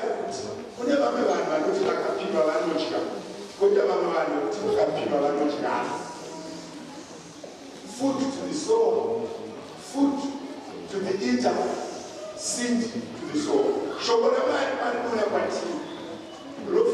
A seed that creates multiplication in the earth. It should not be something that for consumption. Whatever you show you put the state to it. They stay to eat. They are born to eat, live to eat, survive to eat. Batikana never women, Banoka Pasa na 5 p.m.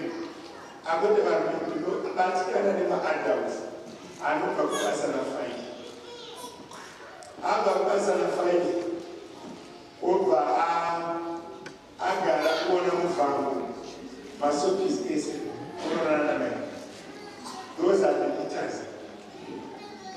kutengesa pasocial media, umwe ari kuuploada madresi, umwe ari kuverenga document, even madzimai chana unoti mazuva ano handisipita fomawepo vekawo zvinowani ikawo zvino chikeni yati kudya iri kudya maimamamamwe akasotanga kuwa 1010 gari ya 1010 hapana anything to change anything.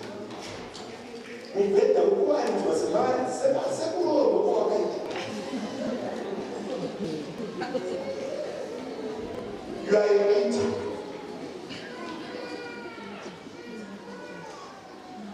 Ndokweza kuti uisowa yakamira.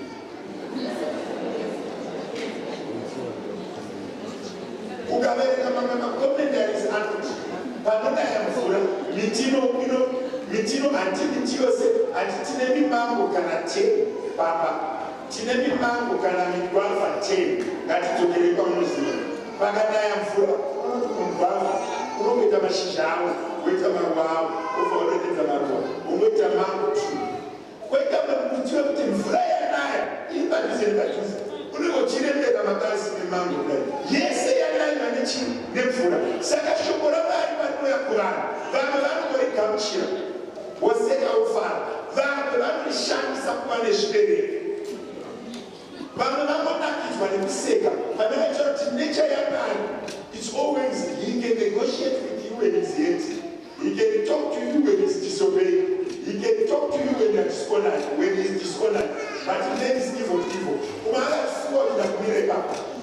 To what extent are you going to change your attitude towards God's nature, uchibva human nature? But woman, achatora ovaita zvibereko otanga kuimprove life yake otanga kuchinja kusoti indeed I'm not meant to fight, I'm not meant to judge, I'm not meant to condemn, I'm not meant to despise. Umwe anoti ini ndanzikapasa evil to evil ndoyatototanga. Saka when the word of God comes, kune vamwe vanoita kuti ribereke zvibereko, kune vamwe vanongorichia just like bread, it ends there. Kureva kuti they are eaters, they don't multiply. Kureva kuti pamunowana zvinhu vanoimplementa vachiita zvibereko ndomasowa, vanongodya chete those are the eaters.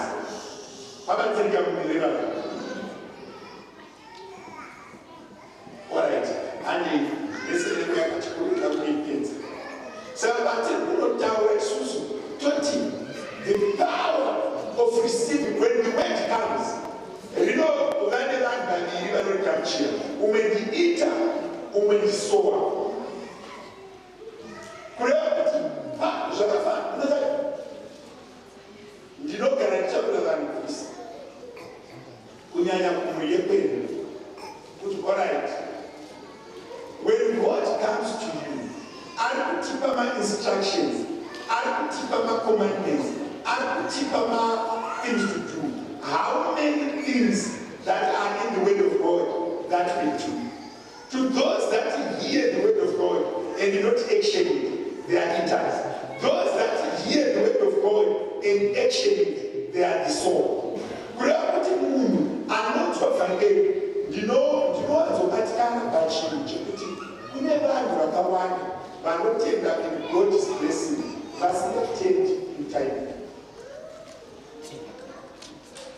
Every covenant in a bondage, every covenant in a deliverables, every covenant in a deliverables. If you can't do the deliverables, you can't enjoy the covenant. Every relationship in the deliverables. I'm a pastor here. Ndini pastor every person. If I don't bring the thing and the cheetah shall make ukaisa flu, unobva vati we don't make it, we have flu.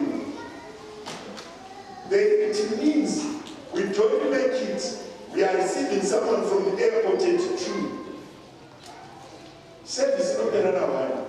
We will receive someone there. Even if we are at 2, we are at half 2. Is it a crime?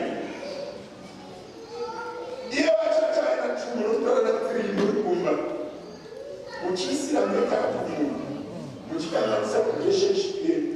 So every relationship ine ma-deliverables. Kana ndikandataura kumanidza panapa my voxbox rayenyu I cannot maintain my position as a pastor. Chatbot inotaka chiti tirikunamata nemunhu wavari, tirikunamata nemunhu wavari, vanhu vari kuda church tadaidza guest, vavati hamugoshanda navavanhu kana makora muchadzoka. Yakobo paunodzoka uya anenge achibirawo vanaita kuti denga rakandiudza pano nechikodzero mese muchasimuka muchaitirwa zvakanaka nejehovha 2030 ndinenge ndiri pano parinokora voice box wakasi kuda kuti pakunamata nekunamai. If we want to have the nature of God, let's focus on deliverables. Here I want to call unto me. There's no relationship between you and God if you does not come to Him. Come unto me who thirst. But He put the word of grace and He's putting very open, very open book. He accepts every nonsense. He accepts everything. But come, let's reconcile. Even if I'm hate, even if you disobey me, even if you disregard me, the moment you want to reconcile with me, I'm ever ready. Vakasiyana nemunhu anoti ndezvakaita nditazotaura newe gore rimwe. Mwari whenever we purpose in our hearts to respond, to repent, to change our ways, He is there. But verse 7, let the wicked forsake his way, and the unrighteous man his thoughts, and let him return to the Lord, that He may have compassion to him. Probably that nature of God is not without conditions. The nature of God is with condition that you need to leave your bad ways. You need to leave your unrighteous. You need to come and reason with Him. Then He have compassion on him. So the nature of man, yakasiyana nemunhu yekuti avazorambi vakabatirira pakutadza kwako kana vakuda kutsoka. But Mwari havasi kunzi vanotambira zvese zvese, but vari kunzi dhoo ravo rinoramba rakavhurika kana makuvada pajeka here. Alright. Ukanotarisa, when God is helping people out of their way, kana Mwari vakushandisa vane tsika yekumbokutora kunokuisa muarea iri very unfamiliar. God does not do things zviri muline. Mwari vanoshandiswa. He does not work in a straight line. You cannot predict the thoughts of God. Look at what you accident. You know, Pandaka we have South Africa. Nakaka not take a hair food. Nema braids. Nation is some sort of when one agreed to Botswana, one go for 1 week,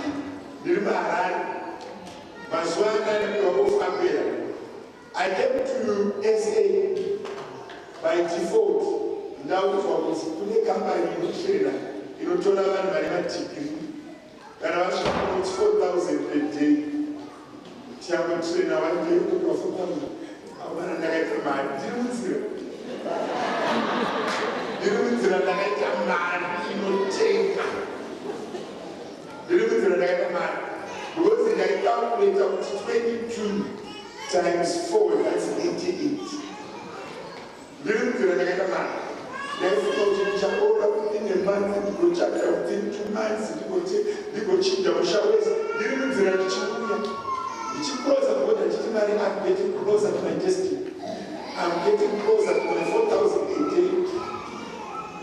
I'm not here one day, you're one day, everyone changing us so easy and so fast. Few hours later, Nana station, buses come to 2 days later, Tata Purana Takazana 4,000 Yamani. I pasina 1 week later ndakusubabara ndandakabuya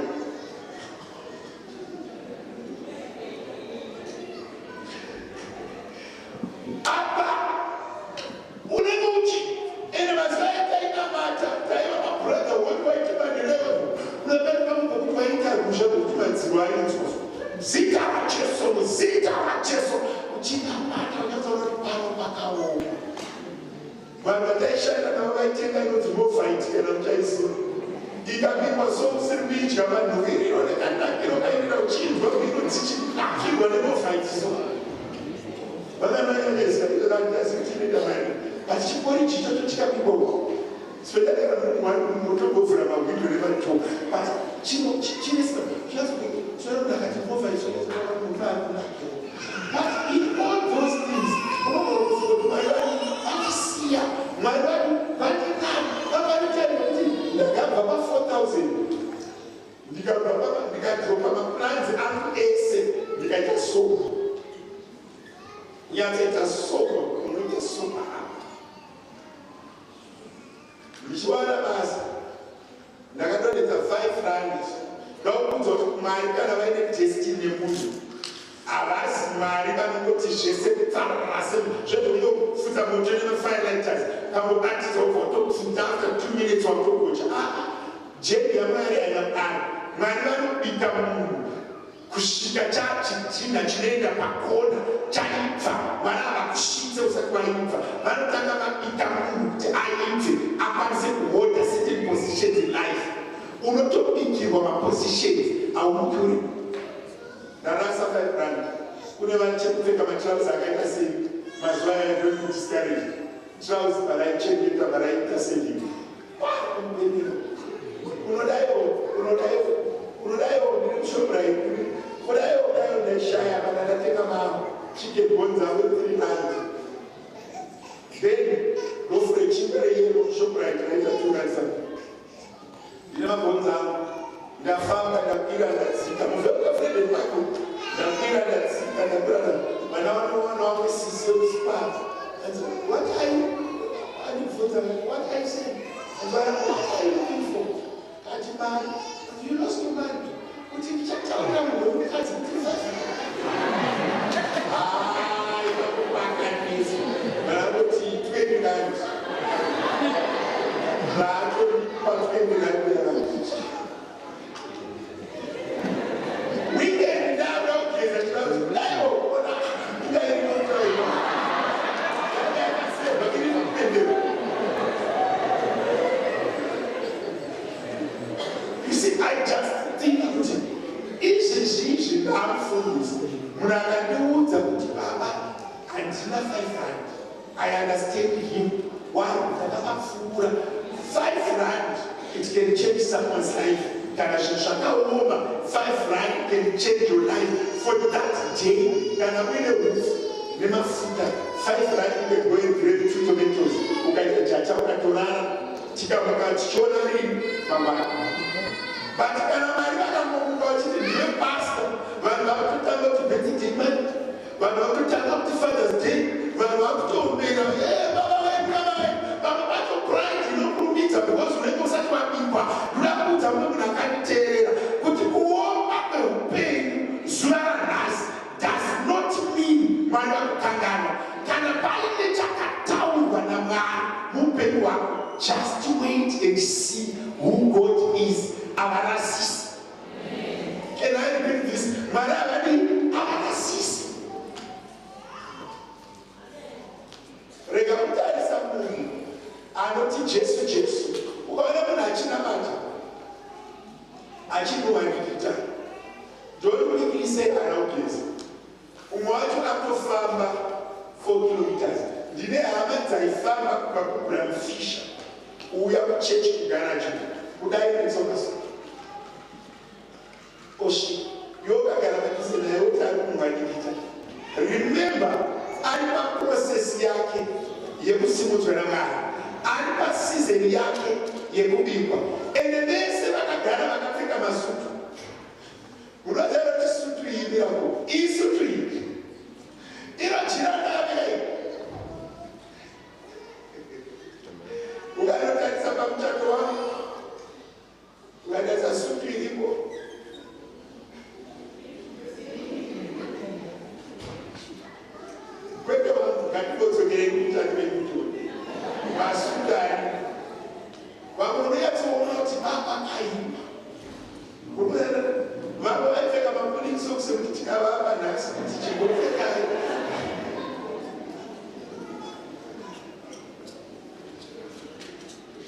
unoziva here kuti ndiri mubanja chimegore ndakaenda kumbari unoona hanzvadzi yangu ndikadzoka nejuzi pakaenda kugore remajuzi unenge uchifuka vakachera ukani uchivhununura kusvika ukaona munhu achiita zvaanoita, do not quickly write them off. Munhu akapfekwa nechiyero chekutenda pane maanoenda. Sevhisi yanhasi ngaikubatsira kuti necha yaMwari inoshanda nekutenda, and God is ever willing to open the door for you. God is ever willing to reconcile with you. Vamwe vedu tinoti tikaita zvivi, tikakanganisa, tikaita nyaya dzedu, we run away from church. Shabbat, kana uine zvaurikuita zvikaputika, kurudzira vanhu kuti zvirege. Asi zvikaputika usati wazvirenga, usabva pamemama. Vanhu havana dini. Ngaatei pamberi paMwari nekuedza. Munhu anenge akatarisa kuti alright, ndada kupedzisa nesegment tobva taenda kumba. What does faith do to me? Hatiri kutaura necha yaMwari yekuti you say come compassionate source of power. What does faith do? Faith, unogona kushandisa faith as a transfer. Faith, it is a habit of transferring people. You are transferred by faith into grace. You are sustained by faith into grace. You are also raised by faith. So faith is the catalyst that transfers people from one position to another. When you have faith, the work of faith is to transfer you. You must believe in the Lord that I can be transferred. You can never be transferred when you do not believe. Faith, that is the way that people are transferred. As a man thinking, so easy. Faith touches your mind, makes your body ready, makes your mind. When you have faith, it prepares you and it transfers you. The process of transferring from where you are to where you want to go is dominated by faith. But there is not a hand. I can't convince man. I can't die portion yangu ndabaira chibayiro. Vamwe vabuda inandisikubuda. Akatanga kutikisa misodzi. And the Bible wrote the first she dropped her face. It does not give detail on how, in which way that she dropped her face. But right. The first was not okay. But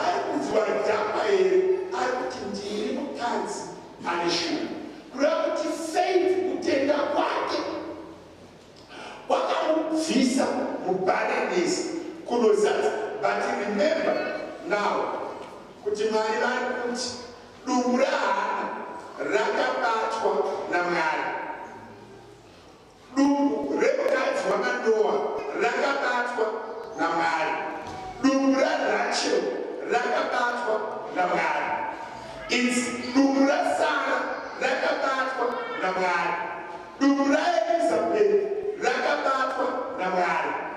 Vese vakadzi ava ingoma nekuda kwaMwari kwete kuda kwaSatani. Kureva kuti vese vakadzi ava vanoapinda kukusiya kwaSara naElizabeth nemukadzi waManoa. Mukadzi waManoa visitation, Sarah visitation naAbraham, Elizabeth visitation kuna Zakaria. Hannah na Rachel, they fought their way. Hannah anonot vanhu vakavada kuGrahamu vari kuona zvekuitwa nevana vaEri, vari kuda replacement. Havasi kunova vana vaEri, vari kunovata kuGrahamu. Kureva kuti mumhuri yavakaberekwa iwewe munogona kunge muine disorder isina kumira zvakanaka. Mwari wobata upenyu hwako kuti uvatsvake vakwanise kuita chinhu chikuru. Mwari wotobata upenyu hwako iwewe kuti iwe ukatsvaga Mwari, nekuti vakakurumidza kukupa iwe usati waita commitment haurivisi. Kune vamwe vanhu vanobatirwa destiny kusvika kuti Mwari kwaikupasadza ndichaita chakati nechakati nechakati nechakati. Mwari ari kuda kuti utange waita commitment kuti basa ravo rifambe. Then faith rachazotoenda kuna Jacob kuti ega unondipa mwana or ndinofa. Muri kudzandedzera. So ndikuenda kwamuri nonoti faith inogona kunge ichinounlocka destiny yagara yakaiswa kare naMwari, but kuti usvike pachirevo chaMwari nepauri panoda faith. You need to practice faith. Ivo vacho mukadzi wavanowa vaari kusangana nekutumba ari kuti itai sezvavareva. Elizabeth ari kubvuma kureva kuti faith inoda kutransfer yokuisa wosvika. Mukadzi aidaroko anoti kuti uponda kana kutitema kana kusanditema ndaanobata kupengera nguo yake. Kureva kuti chirwere chake nehiriki yake pakati apo pane nekutenda pekuti pane mutemo unotaura kuti murume uye hauchadipa varume kana vakadai, but iye anoreisa kutenda. Saka pane mamwe masituations ari undesirable. To go out of them, you can be transferred by faith, because once you believe, God does not let you down. Comes back to our thing. If you believe, you shall be established. Gravity faith, it has to come into play. Faith. So faith is the transferring element from where you are standing to where you need to get to.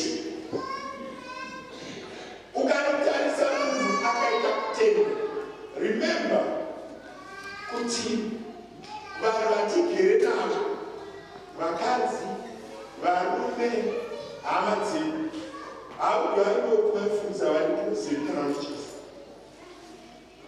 Vakanyatsovatadza vakanyara vakashanda zvivindi zvekukwezireva. Hauti vachigara vachitaurana namai vavo, kumbotaurana natete vavo, do you know kuti kwavanopika unoti ukashaya kutenda oda hamutangobva kukushaigobvira ikii kusvikira ikii uvazonogono kuchinoka vanhu vachitaura gogotisi hauti ndinongochiforwa kutotaura.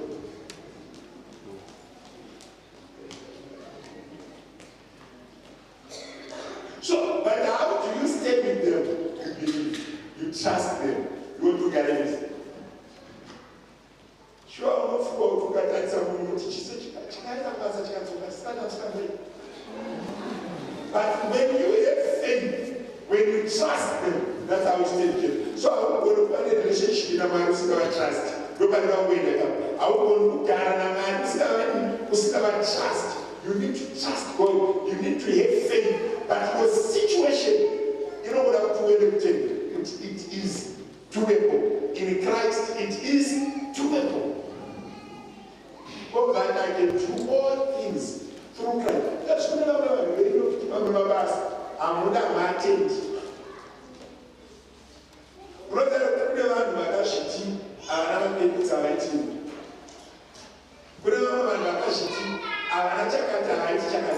Brother, you can pull yourself out.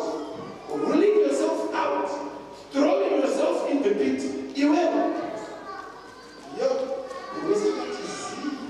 Topic here, why is it about very nice? But I don't see someone as nature, the nature. How can we go out from there? There is no anyone who is gracious as God. God has a nature of being. God is immersed into grace. Whatever he does is based on grace. But you know that grace was the grace. None of gracious was gracious. None of Nasha was Nasha. But here I found out who's cool. Unogozati sawa ile sitara. Hivyo that's such. Oh,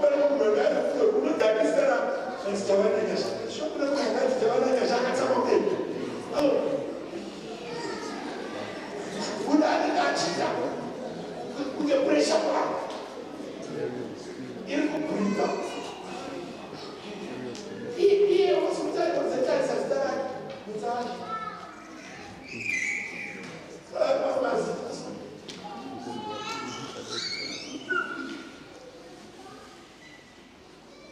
oyena kufuko ndaona kunakanyora pakanzi ndaona kunakanyora God can be gracious even when he has been hurt.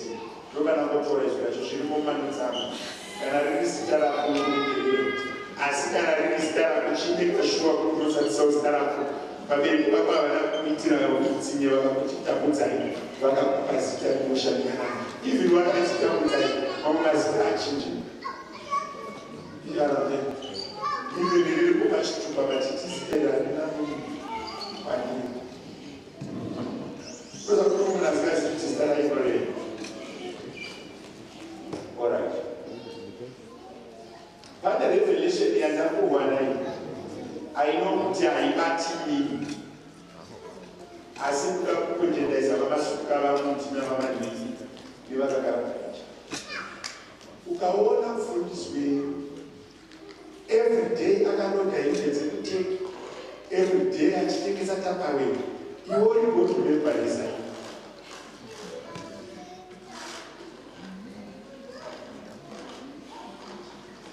abantu kutaura nemanidasi vese pamutaenda noti izvi zvikuwadzwa kuti vakanyi vakambona masitendasi emafundisi mufundisi unongosuka kumisira meseji vakadii mama ndiri kutengesawo hembe ndiri kutengesawo tapaweni ndiri kutengesawo majini ndiri kutengesawo zvekuti the men and women of God have been taken away from the purpose of preaching.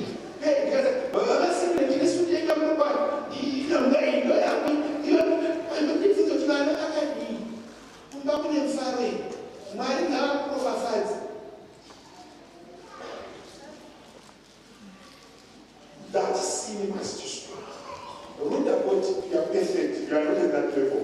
But you put Tibona Mandina, my church, I never foolish like that's not you know.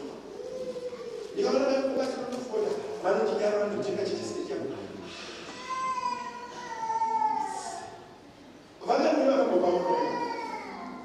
If you know it, Mama, you can't take it. See prayer. Better for not following it. That's just one. The church is losing its grip. As soon as they are spending more time selling shit.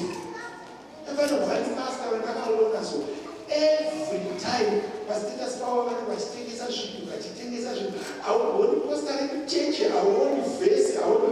It's not a way, it's the pastors are in trouble. The church is going to be devil.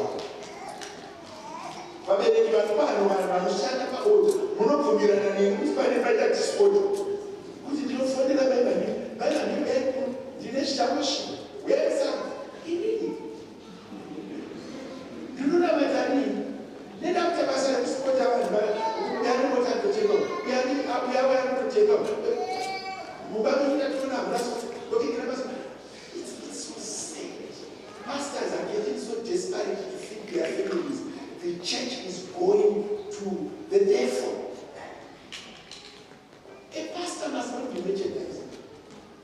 My status should not be full of dresses. My status should not be full of shoes. Me. You know, Father, my statements, je vis à status.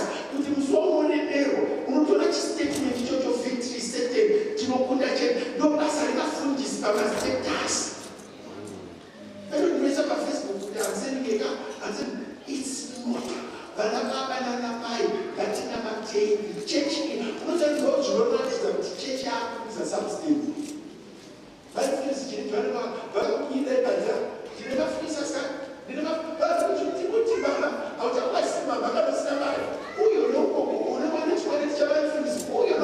that is in the air. The church must not go that far. The Levite must pray. The Levite must worship. The Levite must meditate. The Levite must seek the face of God, not merchandising things. chete ndoditira yami zuva rekutaswedera ndichitengesa mutambo imi nese mudakabharizai dzokera kumashoko asamatadza bhadhakai school fees yaSharon, bhadhakai hembe dzaSharon, tengai masutu. Make sure the pastor is committed to pastoring. Remove the pastor from nonsense. Immediately take a side every day. We have a pastor upload, create my website, create my Facebook account, take a session. In the number of fans, when I release the website, I remember that's nonsense. But food is in your parents. Image a guy man. But when I told you, taste it, you need to talk about it, you need to talk about it, don't go perfect time. The moment in the church, but food is in your heart, who better, cooler, but you take this as shit.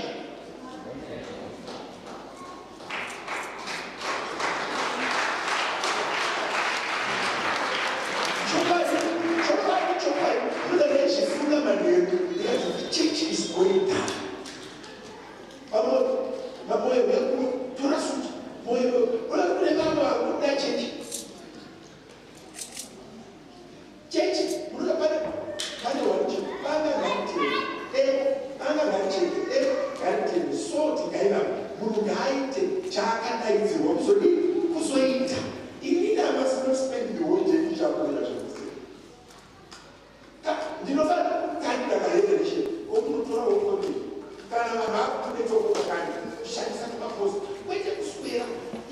It's so sad.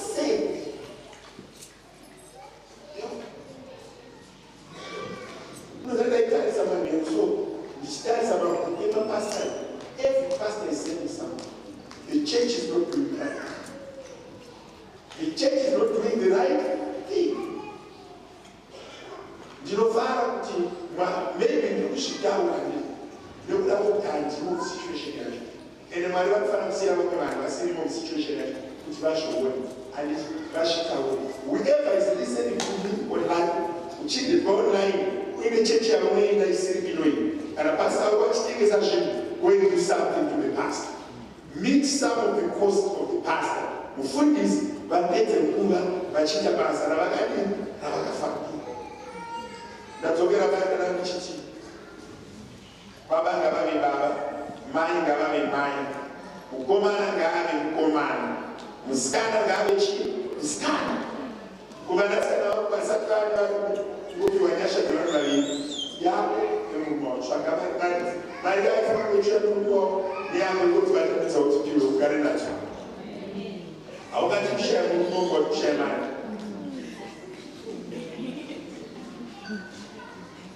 But my mother told her that she never got to push.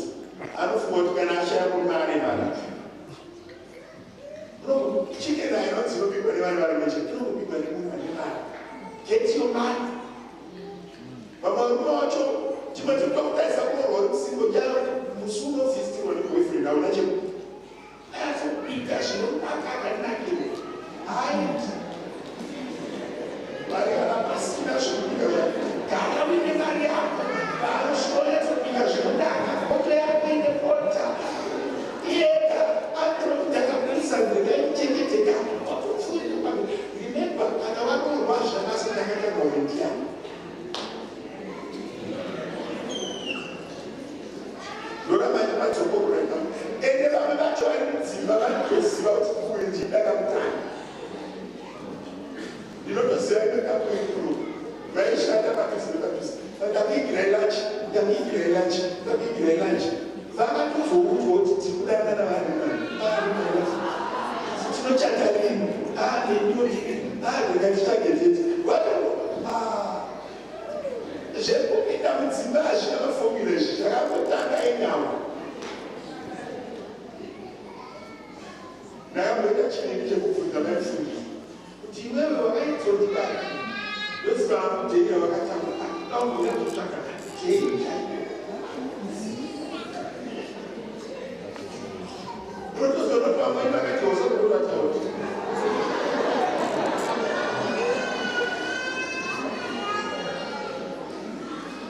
You mean, you never know. ndinoananama Isaac naRebeka vakadanana mazvaona Isaac naRebeka vakadanana mazvaona Isaac naRebeka they never married. Vakatumakurana kunotora mukadzi aisazikamwa zita rake naIsaac achingomuranda achiuya nebhiza Rebeka achidzika pabhiza achipfugama achiti mambo wangu manheru achitobatanidzwa kuti kudhiro vachitochata avanombodanana Isaac never saw Rebeka aangomuona musomuchata amuchizini munorerekana kusononoreza yonobamudzodaukororokani kunofunga unofungei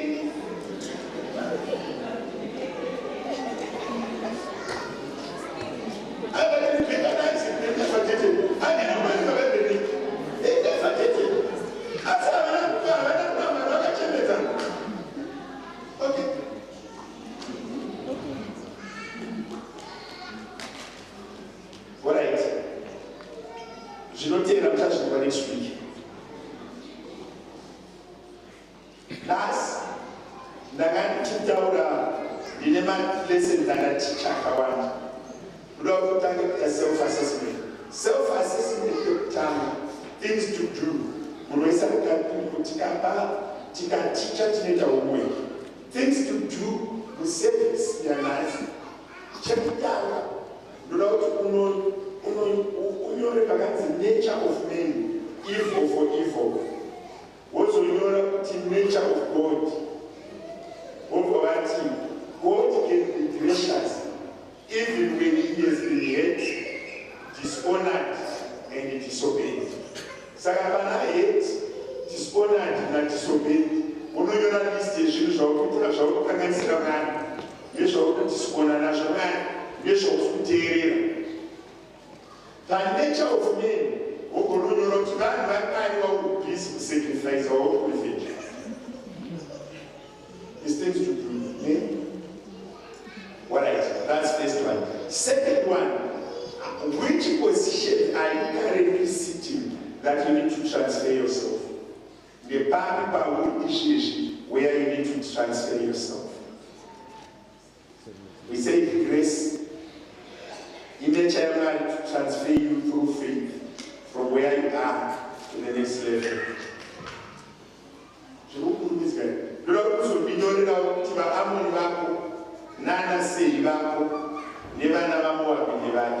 The African problems are also not to Akabatanizan and Batanizan are good needs. Can I Joyce Mama? Dear Moab,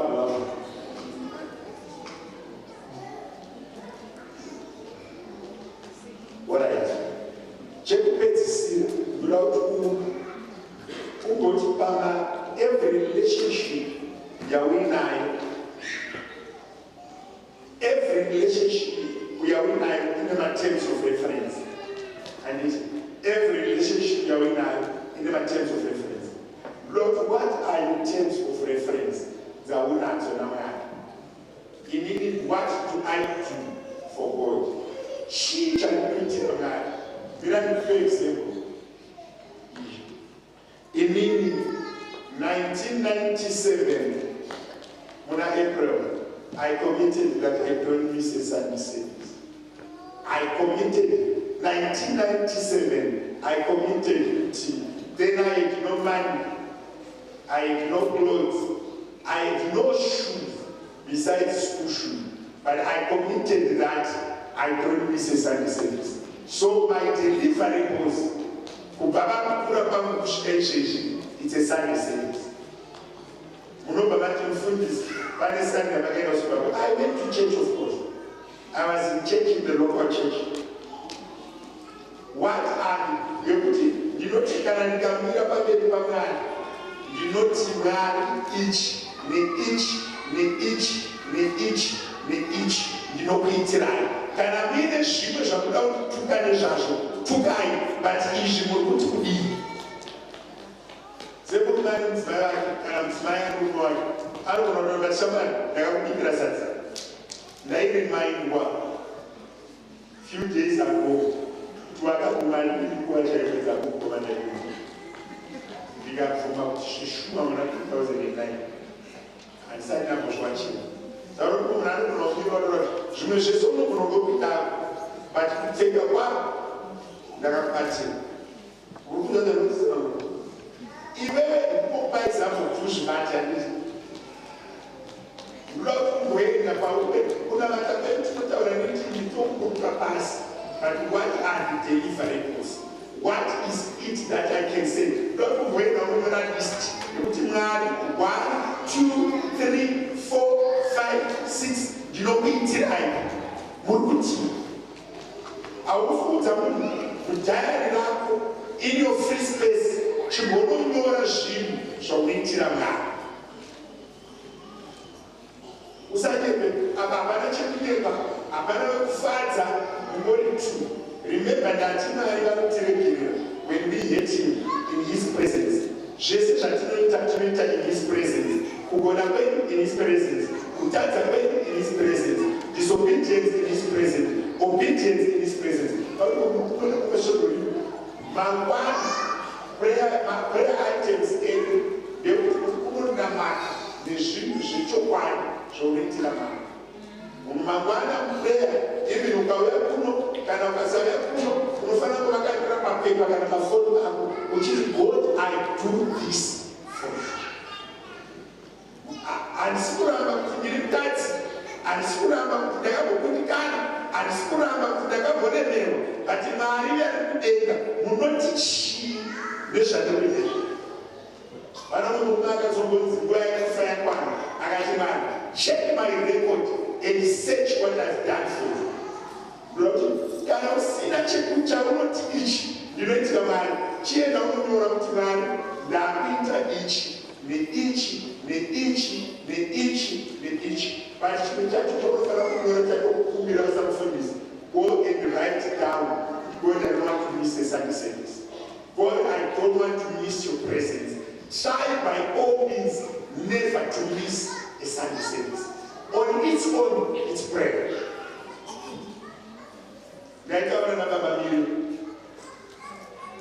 One of my sons,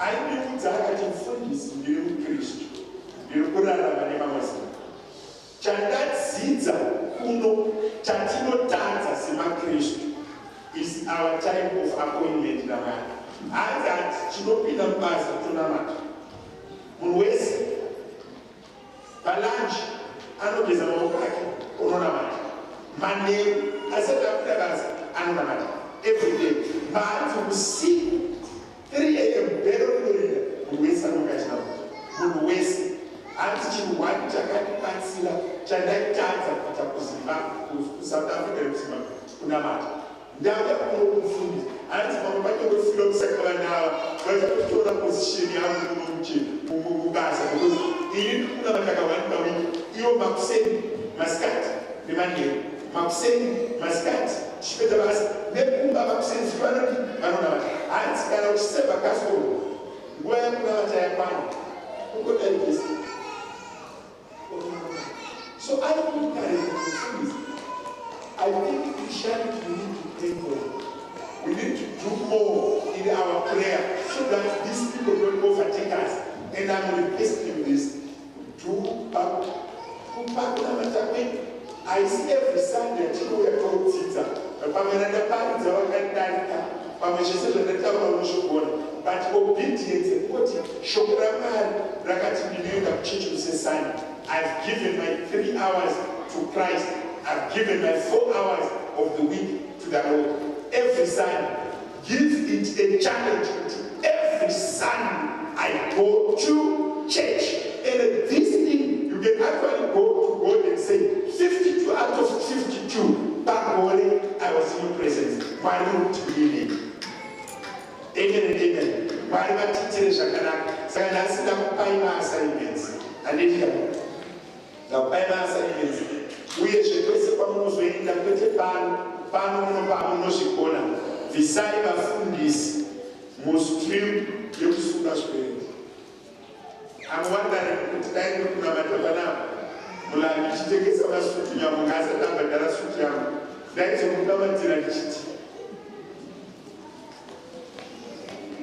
nyamunga ane chibereko chako chesutu ane chibereko chamemoro mainowewo vanokumulira pakini nyamunga asiberera chibereko atoriwe yangu achabatsira mumwe ndiani izviadapenga kubuda nerotinarona vafundisi vatenderei kuva vachii vafundisi handizveri vafundisi vatenderei kuva vafundisi kwese kwamunozoenda vatendere kutenda Mwari kuti this does not apply to me direct. Ndakupai ma-assignments. Ima-assignment yainoda kukupa I know the ndakupai nodzida visually you don't want it, but I want to give you an assignment. You go to Europe, there in I will be honest to you with my time. In any denoparitza prosperity, you know that man by any man, you know that man by any. But can I see a check? Or breach at the contract? I will come with you. I need to know if it's a check. You wait like commitment, whatever I get, Mary, I give you a 10. If it's a man, you know, by the 10 of whatever you give me, Gashi to say, Shamaria, Chico, Nasi, you're not going to put it aside. Could you worry about going to the system? I know I'm more effective than teaching, but you don't never find out your notes, my notes will reach our in the natural. For as the heavens are higher than the earth, so are my ways higher than yours, and my thoughts than yours. But yes, because of my man, Yakapura Kudaika, we are Kakunaki. She was Simuka, Rokuna Tilishiri, said that for fine. People now at check the job. When I check the job, job is a sofa. Now I'm at check the job is a sofa. Inches, Namatira check the job. In one of the kind of sinner, don't attempt Yana. Let's check the job, pray for the timing. Baba don't take like Timolina. Vanava vakuna matira zviponi zvekumi zvavakaudza kusvika mwedzi uno wajuni Mwari wekudenga ini munoziva kuti nyika yakavatangira iye kukombita navo kuti ione kunyadziswa kwavo, ione kushongwa kwavo, ione kuzvidzwa kwavo. Wese akabvisa chegumi akaudza pfuma kwamuri, akaudza zvipo kwamuri. Musiyanisei nevasikatendi. Vamwe vane vana vasiri kuita zvakanaka, vamwe vane zvirwere zvavainazvo, vamwe vane mabasa asiri kufamba zvakanaka, vamwe vane mapromotions avakatarisira, vamwe vane dzimba dzavari kuda kutenga, vamwe vane zvimwe zvavasati vabata. Umwe neumwe akabvisa chegumi chake. Murangarirei pachegumi chake, musimudzei pakuvimbika kwake, kuti nyika izive kuti vanovimba naJehovha vanosimudzwa naShe, vanogara pakutenda, vanoraramiswa nekutenda. Vapei pfuma isina zera navo, vapei mufaro usina zera navo, vapei ropafadzo isina zera navo, vapei mikomborero isina zera navo. Mwari vekudenga nezita raJesu, umwe neumwe sekutendeka kwaakaita, ndiri kuti vanobvisa chegumi panzvimbo ino ngavave nedzimba, ngavave nedzimotikari, ngavave neutano, ngavave nepfuma, ngavave nesimba, vaitireiwo nyasha muzita raJesu. Amen. Ndine urombo kuti kune vanhu vafira very uncomfortable nekuti havabvisi chegumi. But it's also very cruel to me as a pastor not to pray for those that pay tithe. Ndichichikira kuti iwa usati wakubvisa. Mukuzwa zvinoita. Handingatadzi kupa mana zvaanotizefa nekuti umwe mana haasi kuzviita. Handizveni. All right. Last prayer yatoda kuita tese as a corporate church. Tunaona matabuna matoro. Hakuna ari kufa, hakuna ari kubirwa, hakuna ari kubatwa nemapurisa, hakuna ari kurara mujeni, hakuna ari kupererwa nebasa. Tinoona matirachini chinonzi the sufficiency of God's grace, the abundance of God's grace. Tirambidze rufu, tirambidze baba, tirambidze kupererwa mabasa, tirambidze miscarriage, every bad thing.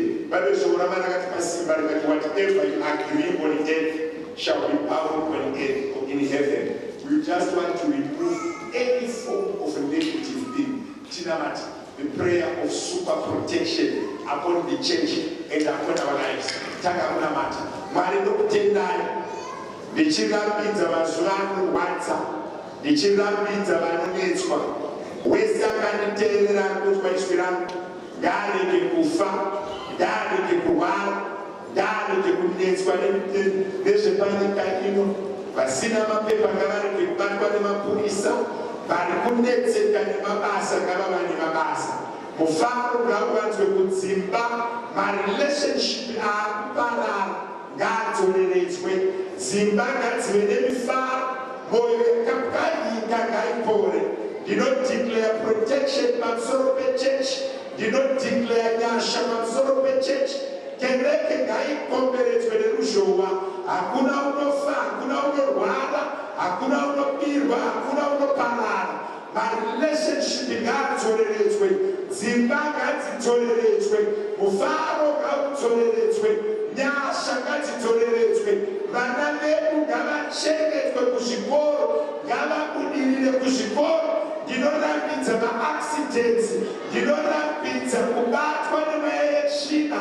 I decree for the goodness and mercies of you, God, to follow us upon all our lives. Baba vangu nezita raJesu, zvakaipa zvese zvakamitsikedzerwa vana vevanhu ngazvishayiwe simba. Ndakutendai Mwari, ndakushimidzirai, ndakuremekedzai, ndakupai miri yose. Father, we worship you. We exalt your name. Muzita raJesu, chibomberera Jesu maoko.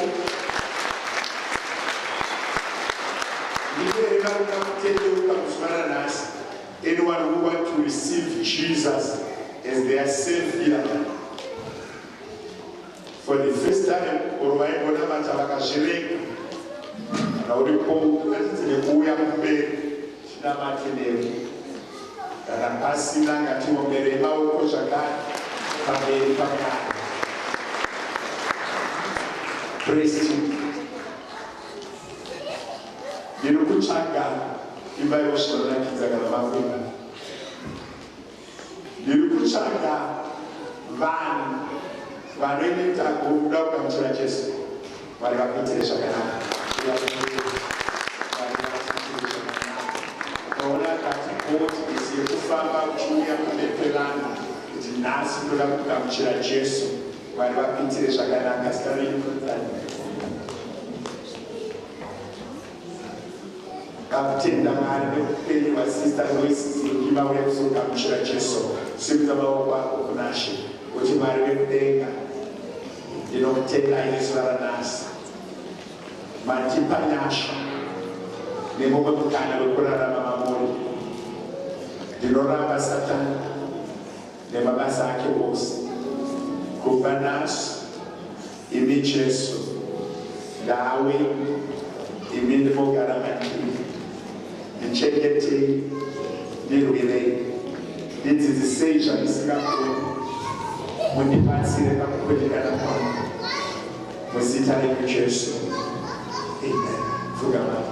Vaifembisira matirai vanhu. Ndakuwana Jesu, namazuva ekupedzisira, ndichagara naye.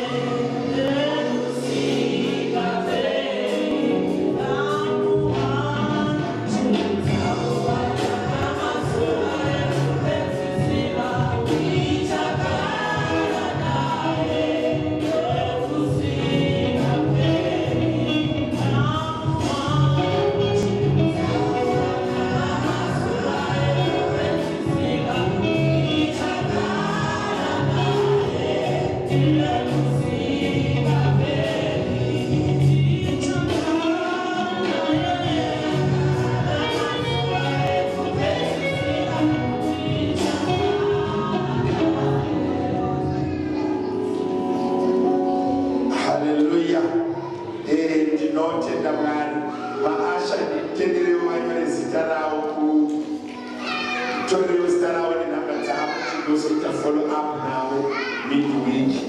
Amen. Dinere munhu anoti ina handina zvandinoita muchechi. I just come to church but I do nothing in the church. Whether now you don't have any form of responsibility in the church. Just show me by raising your hand. Tinine mfundisi ndinoya muchechi asi handisati ndawana pekubira. Sinosemawo marikuti mufundisi ndinoya muchechi asi handisati ndawana what I can do in the house of God. It's not a sin. It's not a sin at all. We just want to find each other way. Which will waste our body, power here, and share. Alright. Alright. Mama Sukama next week Sunday.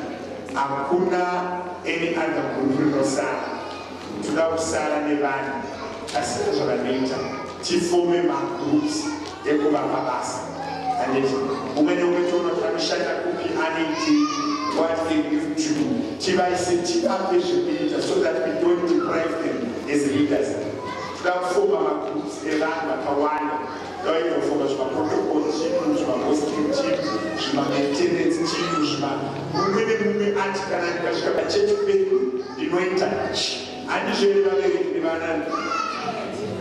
Usually, you don't figure out tifome very teenagers, Rana Baba, yeah. Rana Baba, never shy. It's exciting. It's very exciting. But when I Saturday,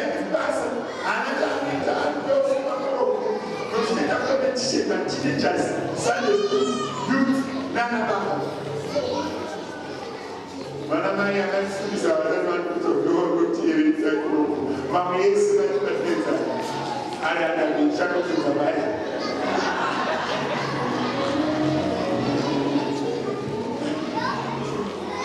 But ndese basema next week yatsakane. Tolo kuchinowana patinoira. Ili ulinzi just come to kushikana. Yakuba yakana aikupa tichimbirwa zvinonakidza. Yani chekuru chako uyane offering yako. Be proud that you are doing it for Christ. Ipapo mari inotenga kunashi. Isana really details. Bamela transfer even offering like what I'm doing now. My offering. I'm actually looking in and I'm transferring people who are doing that. That's been Nash's GV.